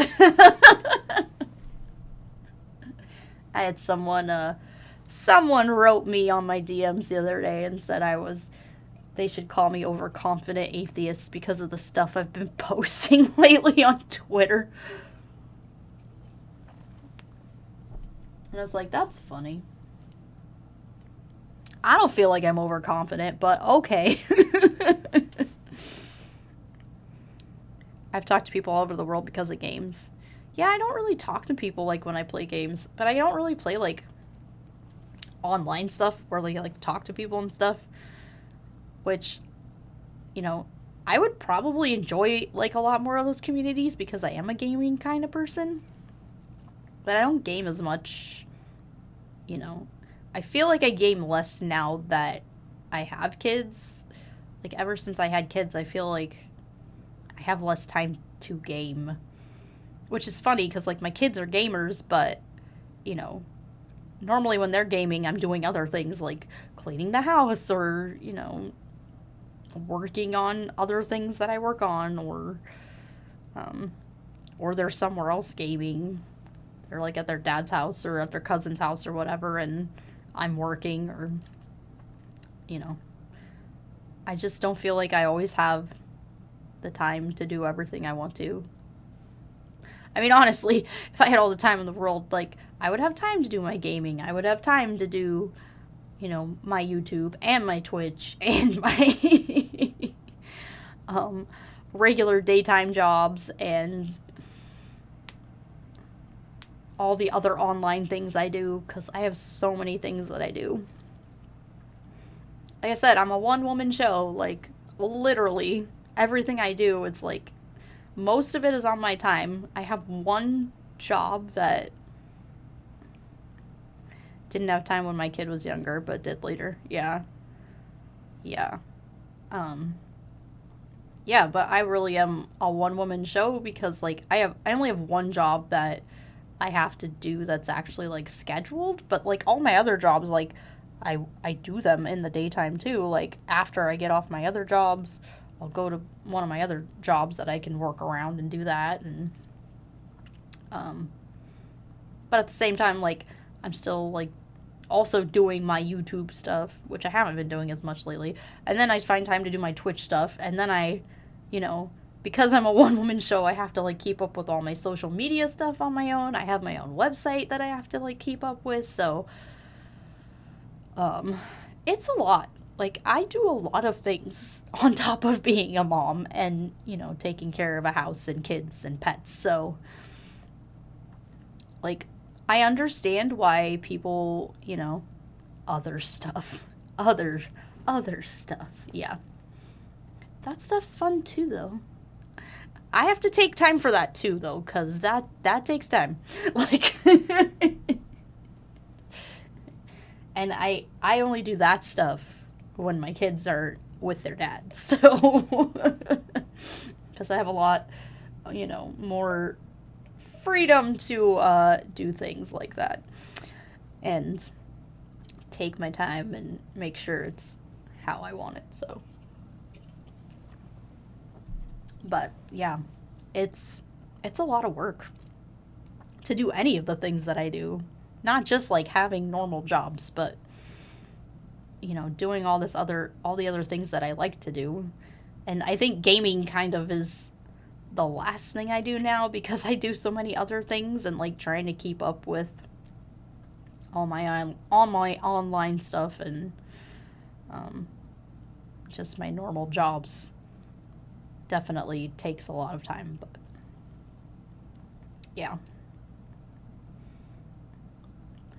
But I think I have time to stream the next 2 days because I don't get my kids again till Tuesday night, so hopefully tomorrow and Tuesday I'll have some time to stream in between all the other things that I'll end up having to do, but yeah.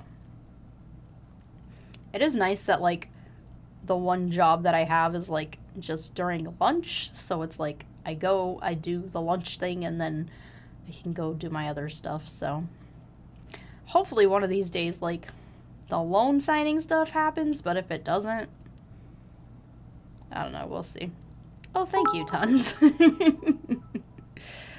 Yeah, it's just funny because I definitely enjoy all the things I do, and I wish I had more time to do them because I think this is the first time in my life where, like, yeah, I might have, like, 3 or 4 jobs, but all the jobs I do, like, I very much enjoy doing them. It's not like, you know, in the past where it was jobs that I absolutely hated doing, but I had to do. Because, you know, I basically had to survive and make sure I had enough money to, like, feed myself and clothe myself. And I mean, that was before I had kids even, you know, when I was in college and stuff. I worked 3 jobs when I was in college, so it was just, oh, thanks, Reggie. So it's a lot of time and a lot of work, but I don't know. I like it, and I think it's fun. And everybody's cheering me now. Thank you, anonymous cheerer. But yeah, hype train. I've been working while watching you stream. Nice. Time for a hype train. Oh yeah. But yeah. Yeah, I don't know about the loan signing stuff. It's really hard to get into that. Like, I have everything to do that. Like, I bought everything, and it's all ready to go. But every time I get a signing, it's always, like, during one of my other jobs or when I have my kids, so. Oh. More hype train. Get that hype train. Get the hype train. Yeah. Oh. Thanks, Mr. EOS333, for just subscribing. And Blue Dolphin, who is subscribing, everybody? It's Reggie. Thanks, Reggie. Holy crap, you gifted everybody something. Okay, you're awesome. Thank you so freaking much. Oh my god. This hype train is definitely going. Yeah. But yeah, well, they're all coming now. Thank you for all the subs. That's amazing. Yeah, it's been weird, but yeah, I do love all my jobs, and I'm having fun with them. Being a creative person, too, I think helps, because I'm a very creative person, and doing things that I actually enjoy doing, and being able to use my creativity, I think really helps, too. As opposed to, like, when I was a manager in a restaurant, it was like I had to deal with stupid customers all day and, you know, that kind of stuff. That's what I keep telling everybody. I'm like, I don't ever want to go back to being a manager because it sucked. Like, working in a school is amazing because I don't have to deal with any customers. Like, I just go work in the kitchen, hang out with my cool, like, it takes 2 to do a hype train if you know what to do. Been waiting for the chance. Nice. That was awesome, Reggie. I don't think I've ever had a hype train that, like, that many, like, gifted stuff. So that's awesome. Yeah. But saw some of your writings somewhere else. Yeah. Yeah, I wrote that. I was a little bored. I had to go to, like, I had to take a 4-hour class on Saturday for parents who, get divorced. So you have to take, where I live, it's required that you have to take this class. It's basically like a class that tells you how to co-parent with the other parent, because, divorce is hard, and sometimes people are terrible to each other. Thanks, tons. So, yeah, it was basically a 4-hour class telling you, thanks, Reggie. Oh my god, there's so many. I don't think I've ever had this many on here. But yeah, so I had to take that class on Saturday. So I literally had to sit there for 4 hours, and I was so, and I'm not someone who likes to, sit for hours. I mean, I like sitting here because I'm talking and doing something and, not just sitting. But I had to sit there for 4 hours, so yay! You guys are gonna make my hype train go back up.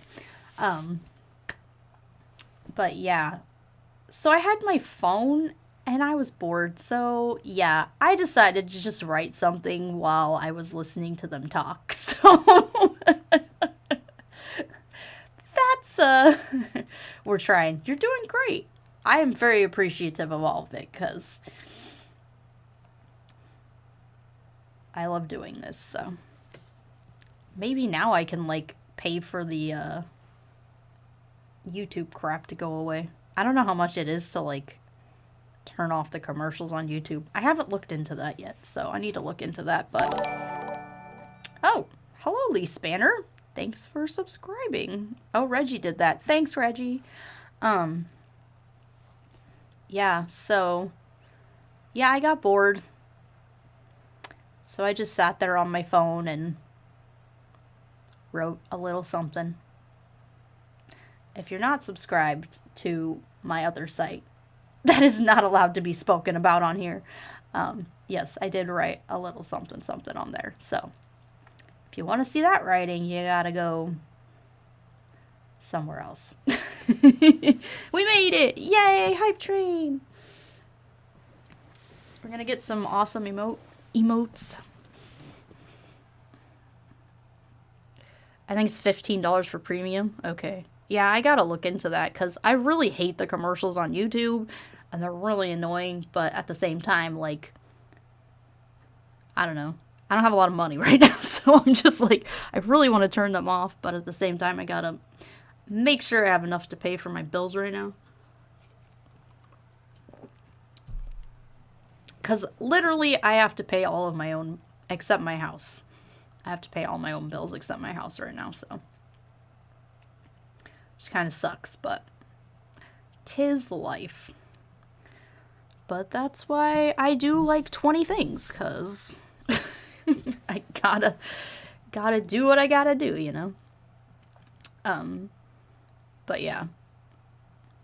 I think I just need to move out of the city I live in because it's just really expensive. But I can't really move right now because I don't really have anywhere to go, so.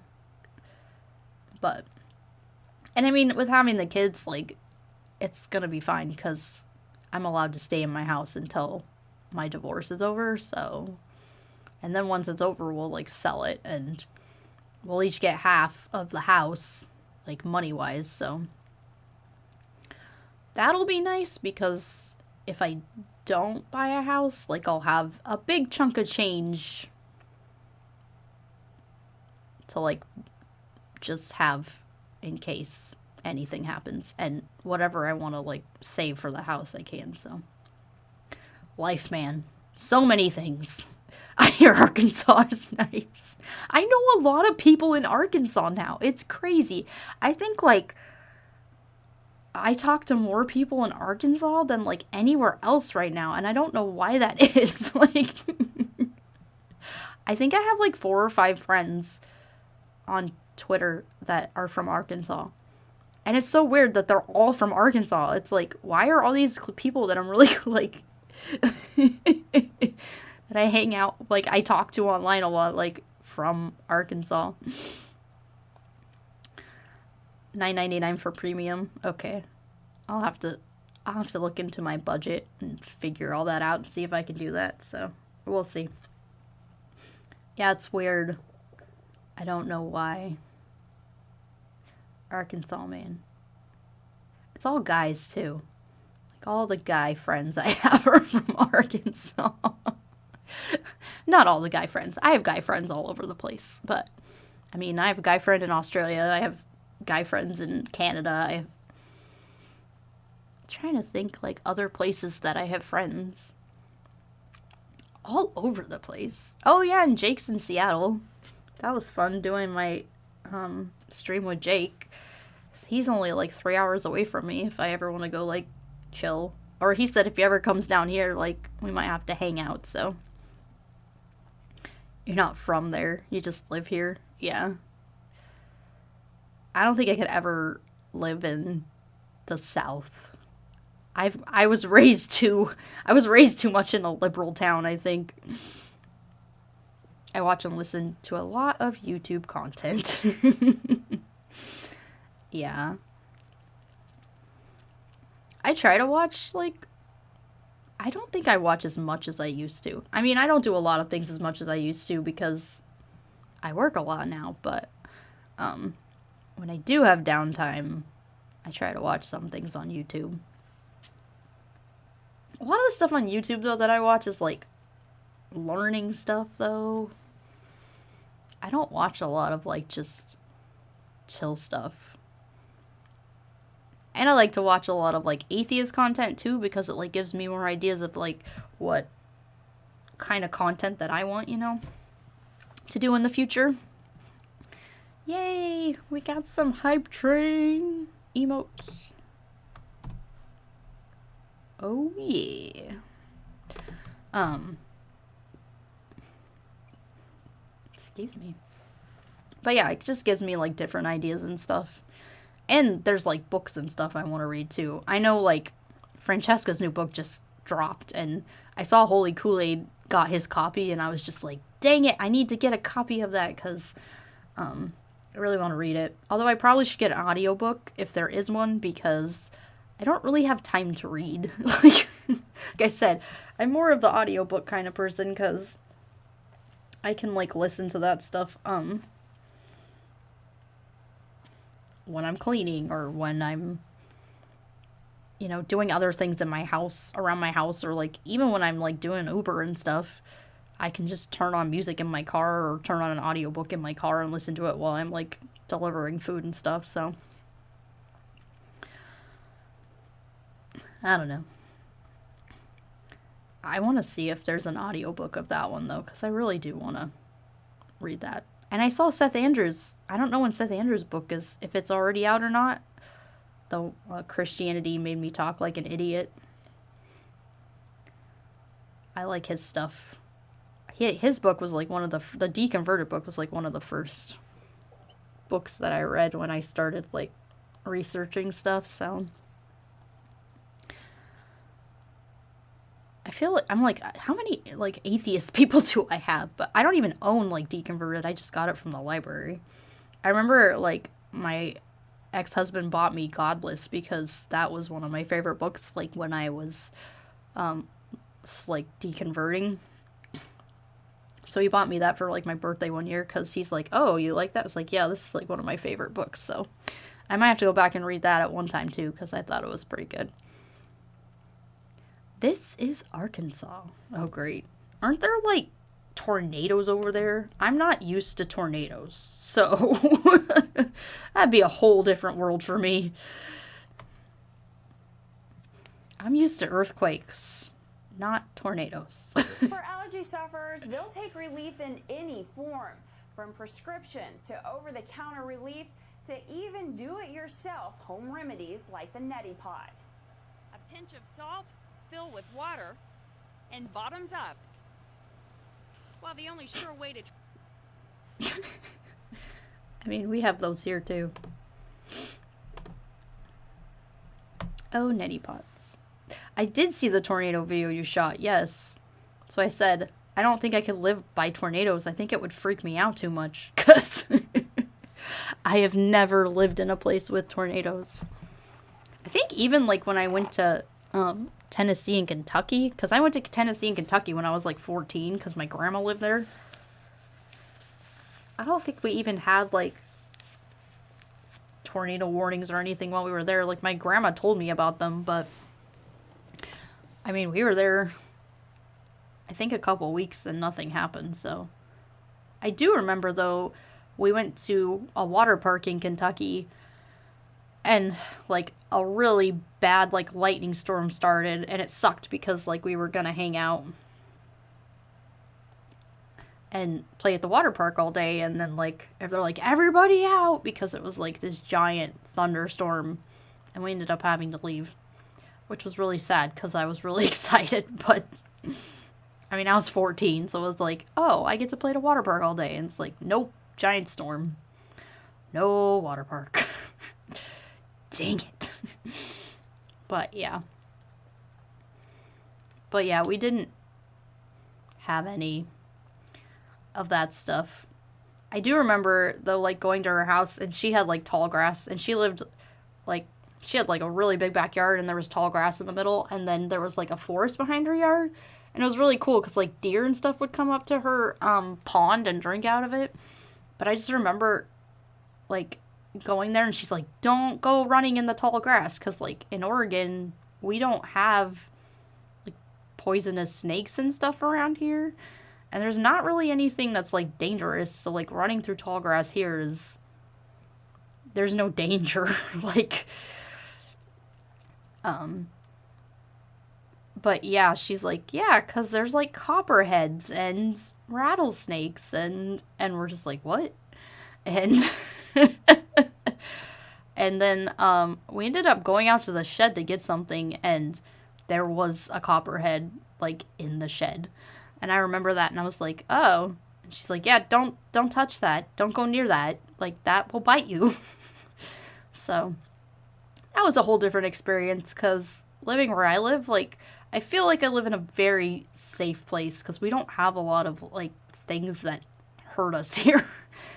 Like, growing up where I grew up, like, there's not a lot, like, I can run through tall grass, I can pretty much do anything outside and be okay, unless I go in the forest. Like, you have to be careful because there's cougars, but I mean, when you grow up around here, like, you know that, and you know to be careful and just be cautious about it. But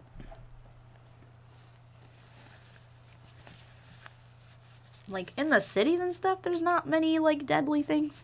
I mean, I've seen coyotes and stuff too, but although apparently, like, last summer, like, 2 roads down, a cougar got into somebody's backyard. And I was like, oh my goodness. Because we're, like, in the city. That's just crazy to me that a cougar was that close into, like, the city part of where I live. So it just must have got lost or something. I don't know. I mean, we have bears here too, but we don't see bears as much. I feel like cougars and coyotes are more prevalent where I live, but they're not prevalent enough where, like, you hear about a lot of, like, coyote and cougar attacks. But yeah, we don't really have, like, poisonous snakes or any of that kind of stuff. I mean, we have snakes. I have, like, gardener snakes and stuff in the backyard, and frogs, but, like, I don't worry about my kids playing outside and worry about, like, a rattlesnake coming up and biting their ankles.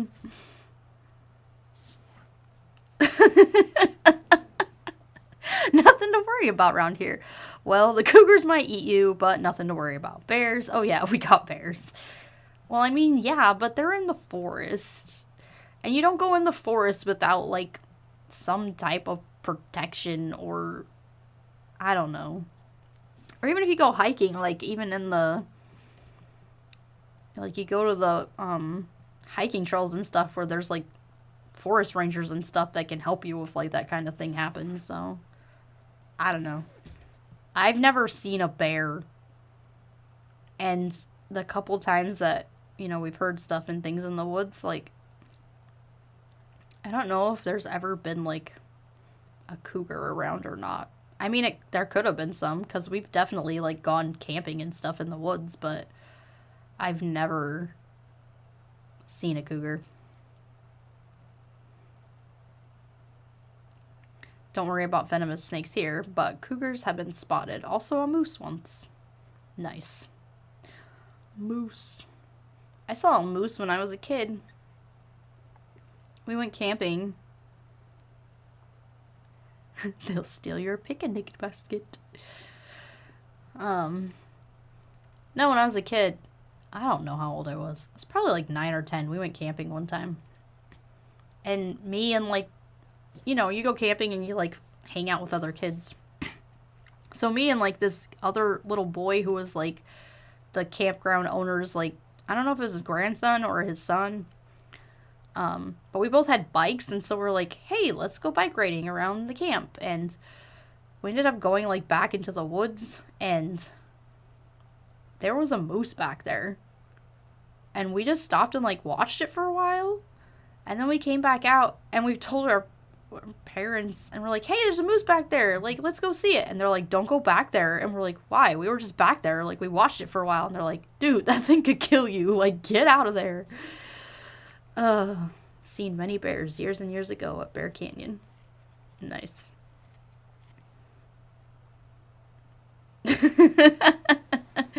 There's lots of cougars around here, but I don't go to clubs much anymore, so I don't see them. Oh my god.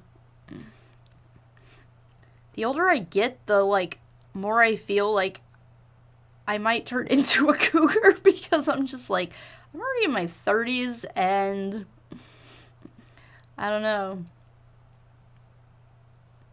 I don't know, though. I've always liked older guys, but who friggin' knows? Or, you know, I could just be single for the rest of my life. Who friggin' knows? I don't know. I haven't decided yet.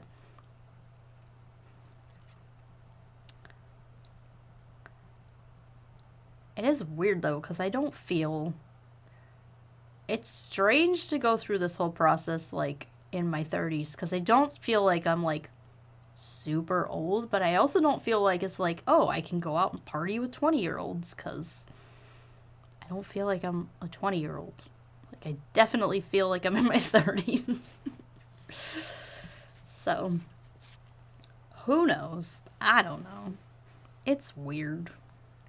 And I feel like dating is just, it's going to be very different. Because, like, when I dated before, it was very much for, it's good being a cougar as long as you don't leave a trail of bodies in your wake. Yeah, because, like, dating before, I was Christian. So, like, my whole, you know, dating experience was, like, find a godly man to marry. And now it's, like, I don't really know what I really want. Like, and it's also weird because, like, this time around, like, it's not like I'm, like, this single lady who can just go out and do whatever. Like, I have kids. Like, that's kind of weird, too, because, like, there's people, other people in my life that are gonna be part of, like, this whole package, so, I don't know, it's kind of weird to me. And it's weird to me, too, because, like, when I was dating the first time, like, the internet and stuff had, like, dating stuff, but it wasn't as prevalent as it is now. So that whole scene is weird, too. So, I don't know. It's a weird place to be in. I mean, it's not a bad place to be in, because I definitely enjoy the fact that I'm going to be able to, like, be single for a while, probably, and, like, really think about what I want and stuff, but at the same time, it's, like, a whole new world. Because, you know, people don't really, you know, a lot of people, like, you know, they go to work with people and stuff, and they find people through, like, mutual friends or whatever, and now I feel like most of my, like, life is online right now, so I don't know how that's all gonna work, but who freaking knows what's gonna happen. I don't know. I did get, like, I signed up for, like, a Discord the other day, though, and then it, like, told me to, like, sign up for this other Discord that was, like, a dating app. And I was like, well, that's just weird. Aw, some bear will scoop you up. Oh, God. There's life outside of the internet. That's how I feel right now. I think COVID has made that, like, yeah. No, before I did my YouTube and stuff, like, my life was completely outside the internet because, you know, I had a family, I have kids, and I had a husband, and I have my in-laws and all that, so, like, the internet wasn't really my place to go. And, you know, when I was a Christian, all my friends were, like, at my church, and we'd all hang out, and we'd go do stuff, so, you know, and then COVID happened, and I started my YouTube, and everything got weird, because now, like, my life is way more online, I feel like, than it was before. And, I mean, it's not bad, because I've met a ton of amazing people through all of this, and I've, you know, gained friendships that I wouldn't have had if I hadn't gone online and done these things. But at the same time, it's like, it's so weird to have a lot of your life online and a lot of people you talk to be online as opposed to, like, having, you know, face-to-face relationships with people. And I mean, it's not bad, it's just, it's a different way of living than I have lived in the past, so. And, you know, who knows what's gonna happen. And, you know, I keep finding out that there are people who, like, live close to me and, like, want to hang out with me from some of these groups, so that's pretty cool, too, because, you know, I feel like I'm gonna be able to have more friendships outside of, like, inside this community, but, you know, in real life, and I think that's pretty cool, too, because I didn't ever think about that, you know, happening. When you do a lot of, like, life stuff online, you don't think about, you know, oh, like, these people online could, like, potentially be actual friendships that, like, grow and can, you know, hang out with those people and actually talk about life and stuff, because you do that online. But when you find out people live by you and you're like, oh, I could go have lunch with someone because they literally live, like, half an hour away from me, that's pretty cool. And I'm glad that I'm finding some of that stuff, and that hopefully in the future I can have more of those relationships. And I think it'll be good for me too, because, you know, over the last 4 or 5 years, I've lost a lot of relationships because of losing my religion and losing, not losing, but having my marriage break up. Like, a lot of that stuff is going away, and just being able to find new friendships and build new friendships, I think, is good. Yeah, so. And even having friendships online, like, there's a lot of people that I talk to that is just, like, we might not see each other in real life, and we might not, like, talk face to face, but there's definitely people that, like, I talk to, even if it's not on a daily basis. Like, there are certain people that I definitely talk to, like, every week, and if I don't talk to those people, it's weird, because, you know, we talk on Twitter, we talk on YouTube, we talk on Twitch. Like, these are people who are a big part of my life, so. And, you know, some of us dive deep into a lot of, like, things that we want to talk about and stuff, too, which is really cool. It's cool when you have people that, like, have similar interests as you, and you're, like, you really dive into those things and just spend time talking about them, even if it's just, like, DMing each other back and forth on Twitter. I think it's cool, so. And I didn't have a lot of that in the past, because when I was a Christian, it was all about Christianity, and, you know, a lot of the people around me don't really dive deep into a lot of things that I like, and having those relationships online where I can talk about the things that I like and the things that I think, and, I don't know, vent and stuff to some people has been nice. And, of course, I'm a talker, so the people around me have to be okay with me talking, because I don't shut up. I mean, I do shut up sometimes, but if I want to talk, I talk. Which is funny, because my boss at work is like, you're like the quietest one here. And I'm like, well, here's the thing. She's like, are you always like this? And I'm like, no, here's the thing. I'm one of those people that I'm really shy and I don't talk in the beginning. But once I, like, start having friendships and start having bonds and start, like, actually getting to know people, then I start, like, getting more talkative. And then I break out of my shell. And then I turn into this whole other person. And I don't shut up. And she's just like, girl, seriously, just break out of your shell right now. And I was like, but that's not how I work. Like, I have a process. I have to have time.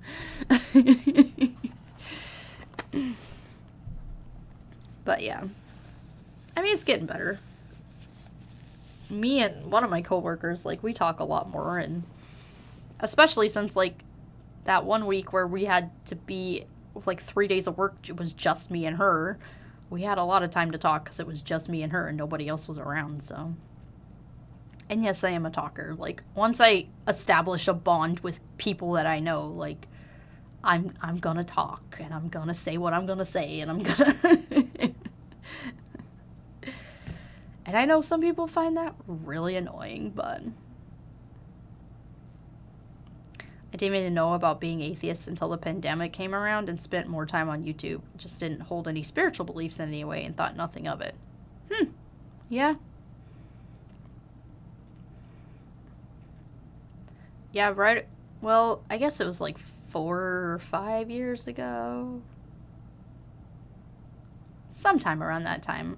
I started watching, like, more YouTube stuff. Like, when I was questioning and stuff, and then... because I watched a lot of, like, Holy Kool-Aid and Apologia and Hannah and Jake and, who else did I watch? You know, those established people, Seth Andrews, who have been on there for a while and had established channels, and I watched the Atheist Experience, too. And, you know, really listened to those things and had questions and dove into a lot of those things that I just didn't understand as much, and that kind of, like, led me to where I am today, because watching those people and, like, hearing them talk and hearing about their experiences about coming out of the church and just understanding, like, where they came from and their experience kind of gave me the idea, like, oh, I want to have a voice in this. Like, I want, you know, to do something with my life other than just, you know, go to work every day or be a mom or whatever. Like, and for me, it was very much just being a voice for people who might not have that voice and helping people who have doubts and stuff, because, you know, I've been there and I understand that, and having people online that I could watch and listen to and see really helped me get through that process and be like, oh, I'm not alone in this. All these other people have experienced these things. They have, you know, come out of these similar religious ideas. You know, Apologia and Holy Kool-Aid and Hannah all came from Christian households, so watching them and listening to them and understanding how they came to the point that they came to where they realized that what they had been told was not truth, and it gave them a passion to do what they do. And, you know, I didn't really think about it as a passion when I first started, but it was a passion because, you know, when I talked about earlier about being conned, that's how I felt. I felt like I was being conned, but not just me. I felt like there are a lot of other people in the church being conned too, and they want answers to those questions that can't be answered, and they want to understand why certain things are happening. So I just wanted to try and be a voice out there for people. And I was like, you know what? I'm a creative person. You know, this might be something that I would like to do. So I was like, you know what, I'm going to go for it. So I went for it, and surprisingly, it went way better than I expected, because, like I told Jake on our 1 year thing, I was like, I didn't even know if I was going to, you know, make it a year online, because I honestly had no idea what was going to happen. You know, when I started, it was basically me starting with absolutely no background in any of that stuff. I taught myself everything that I've done on here. You know, I sat down for hours and I learned how to, like, record things and how to edit things and how to make the animations and how to, you know, even just talk to people. So, found the atheist community through pseudoscience debunkers. Nice. Yeah. Yeah, and it's been good. There's a lot of things that I just didn't think about when I started, because for me it was like, oh, I just want to be a voice out there for people, but I didn't think about the whole, like, oh, this is a community, and this is, you've done an amazing job, thank you. And there's a lot of things that go into it that you just didn't think about, because for me it was like, oh yes, I want to be a voice for people who have those things, but at the same time, like, I didn't think about the fact that, like, people from all over the world, like, DM me all the time to, like, talk about their experience, or, you know, talk about where they're at, and, you know, being a part of the atheist community and being around those kind of people who have, you know, gone through those experiences, and then other people who haven't gone through those experiences, and hear them from people like me who have gone, like, they can understand a little bit better because they've seen that, and they see how those people have experienced life, as opposed to, you know, people who are basically born atheists, and how it's a different trajectory. But even though we all are on that page now, like, we're all supportive of each other, and we're supportive of the things that everybody does in this community, and you know, like I said, I have friendships now with people that I would have never met if I had never, like, joined on YouTube, or even just, you know, gone in the chats on some other people's stuff. Like, once I learned about, like, all these other people that existed within this community, and started talking to them and DMing them and just understanding who they are, and, you know, even just talking to them in the chats, you know, like, when I started, you know, MathPig got in there and helped me, like, understand the community a little bit more, and introduced me to people, and then I went on Oz's show and, like, met more people, and it's been good, and it's been, I don't know, it's definitely more than I expected it to ever be, but at the same time, it's been probably one of the best experiences of my life, because honestly, thinking about everything I've gone through in the last year, like, if I didn't have this community, I think things would have been so much worse for me right now.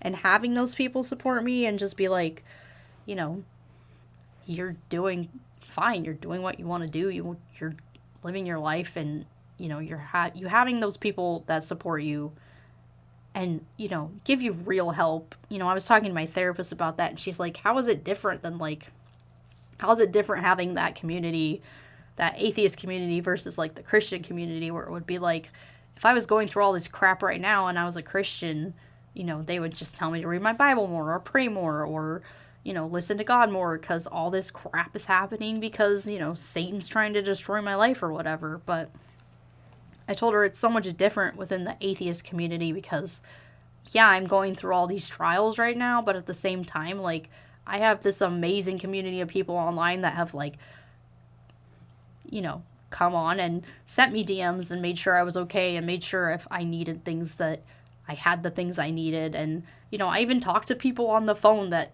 I have never met in my life, but they had gone through, like, divorce, or they had gone through some of these things, and they knew what they needed to tell me, and they gave me that information. And it's like, these are people in the real world who are willing to step up and help with real world issues, and not just sit there and be like, oh, well, you need to do more, or you need to pray more, or whatever. Like, they're willing to step up and help whoever in whatever their time of need is. And it's the same for me, like, with other friends of mine and stuff. Like, I see people who need help in other areas, and, like, I do, like, donate to people's, you know, GoFundMes and stuff, too, part in this community, because, like, those are my friends, and even though we might not live right next door to each other or whatever, like, I care about those people just as much as I care about them if we had lived next door to each other, so... But yeah, that's a big thing that I told her, and how, you know, without the community on here and without those people, I think I would be in a lot worse position, because I had lost a lot of that stuff, and having, like, this is kind of like the community I have right now.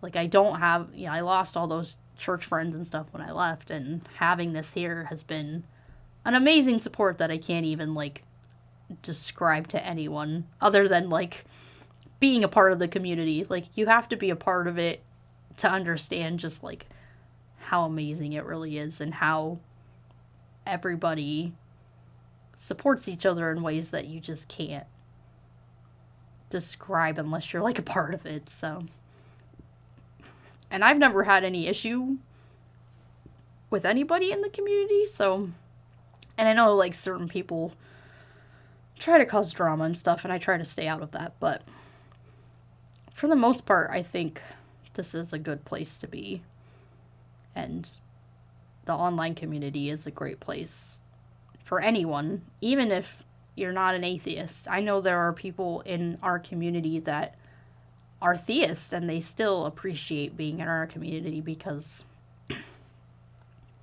you know, we support each other regardless of what each other believes, and we help each other regardless of any of that stuff, because at the end of the day, we're all people, and, you know, to me, everyone matters. Like, if you're human, you matter, so, but yeah. And once again, I have gone off on talking on a whole different tangent tonight. But yes, I am a talker. And now it's, like, getting close to my bedtime, because I'm going to have to go to work in the morning. There are many theists that don't like what religion is being used to justify for some. Yeah. Yeah, and I appreciate the theists that are in our community that are willing to not push what they believe on other people, but are willing to still be a part of our community because they know this is just a good community to be a part of, regardless of belief, so.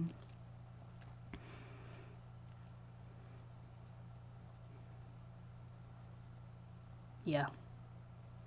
I think I'm gonna wrap this up pretty soon, because I gotta get ready for bed. Because I have to go to work tomorrow. And then hopefully I'll be able to stream at some point. Yeah, I'll probably work in the day. Oh, I have my booster shot tomorrow, too. I have to go get boosted. I forgot all about that. Okay. So, yeah, I'll work and then go get my booster shot. So if I do stream, it'll probably be later in the day. Because my booster's at like 3 o'clock, so. Yay for shots. I hate shots. I hate needles. This is why I do not have tattoos. Because I hate needles. I don't even like when they take my blood. I hated, like, when I was pregnant because they had to take my blood, like, I don't even know. It left me a bit of tension headache for a couple days. Ugh, that sucks. I hope I don't get, like, sick or anything, because I want to be able to still go to work. I mean, I appreciate the job I have now, because this is the first job that I've had with, like, actual benefits, because I have, like, 10 sick days at this job. I've never had a job where I've had any sick days before, so back at the real job tomorrow night. Nice. Yeah, so, like, last Friday I got really sick, and I couldn't go to work, but I still get paid because like they have benefits. So that's really nice because I've never worked a job like that. All the other jobs I've worked has been like, you have to show up to get paid. So, and then I get 3 personal days. So if I ever have like a wedding or something to go to, like, or if I just need a mental health day, like I can take it. So, that's really nice. Because legitimately, I've never had a job with any sort of benefits whatsoever. So even just having sick days and personal days, like, that's awesome to me because I've never had that in my entire life. So, yes. And I'm in my 30s and I've never had a job with benefits. So it didn't hit me as hard on the first and second shots. Yeah, I didn't get sick on either one of them. I just got really sore in my arm, but I didn't get sick or anything. I hope I don't get sick. That would suck. I don't like being sick. And like I said, I was sick last Friday and it was terrible. So I don't want to be sick again. It was like, I can't keep my eyes open sick. It was terrible. I didn't like it. I had to like lay in bed on Friday and, was it Friday and Saturday? I couldn't keep my eyes open. But my kids were like sick the week before, so I think it just hit me later. I told my boss that too, and she's like, yeah, I get it, because she had it like the week before. And she's like, yeah, you couldn't like open your eyes. And I was like, no, I literally was laying in bed and I was like, ugh, I can't open my eyes. I just need to sleep. So yeah, I slept as much as I could, so. But yeah, I don't like being sick. It's not fun. But we'll see what happens after my booster. Hopefully it's fine. My arm's just sore and I'll be fine. Second shot put me down for a day. Booster wasn't noticeable. Nice. Don't like those want to pass out for a couple days type of sickness. Yeah, that's what I had last week and it was horrible. I mean, I was really lucky that it was my ex-husband's day with the kids, so I didn't have my kids with me and I didn't have to take them to school and stuff, and I didn't have to go to work because I just called in sick. So those days were actually pretty nice because I literally didn't have anywhere to go and I could just stay home and sleep. And it was nice that I had the ability to do that. So yeah, but all right. I'm going to get my butt off of here and get my butt to bed so I can sleep. Go do my stuff tomorrow. No Ronald McDonald murders lady in bed stories. No, thank you. I don't want that. I'm going to dream about Ronald McDonald tonight murdering me. No. Hopefully I just fall asleep and I don't really dream. If I do dream, I don't remember them. Like, ever. I'm just one of those people that does not remember my dreams. I think there's been a few times in my life that I've actually remembered, but most of the time, the ribbit will kill you. Oh, God.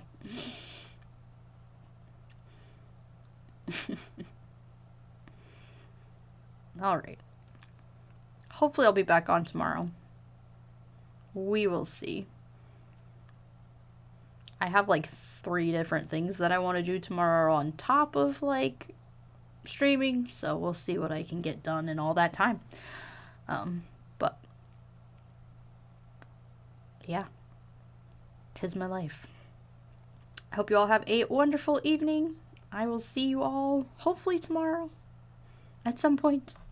If you don't get notifications from your Twitch, just check on Twitter, because I always post it on Twitter. So actually I have my beautiful Streamlabs posts on Twitter for me, but you know.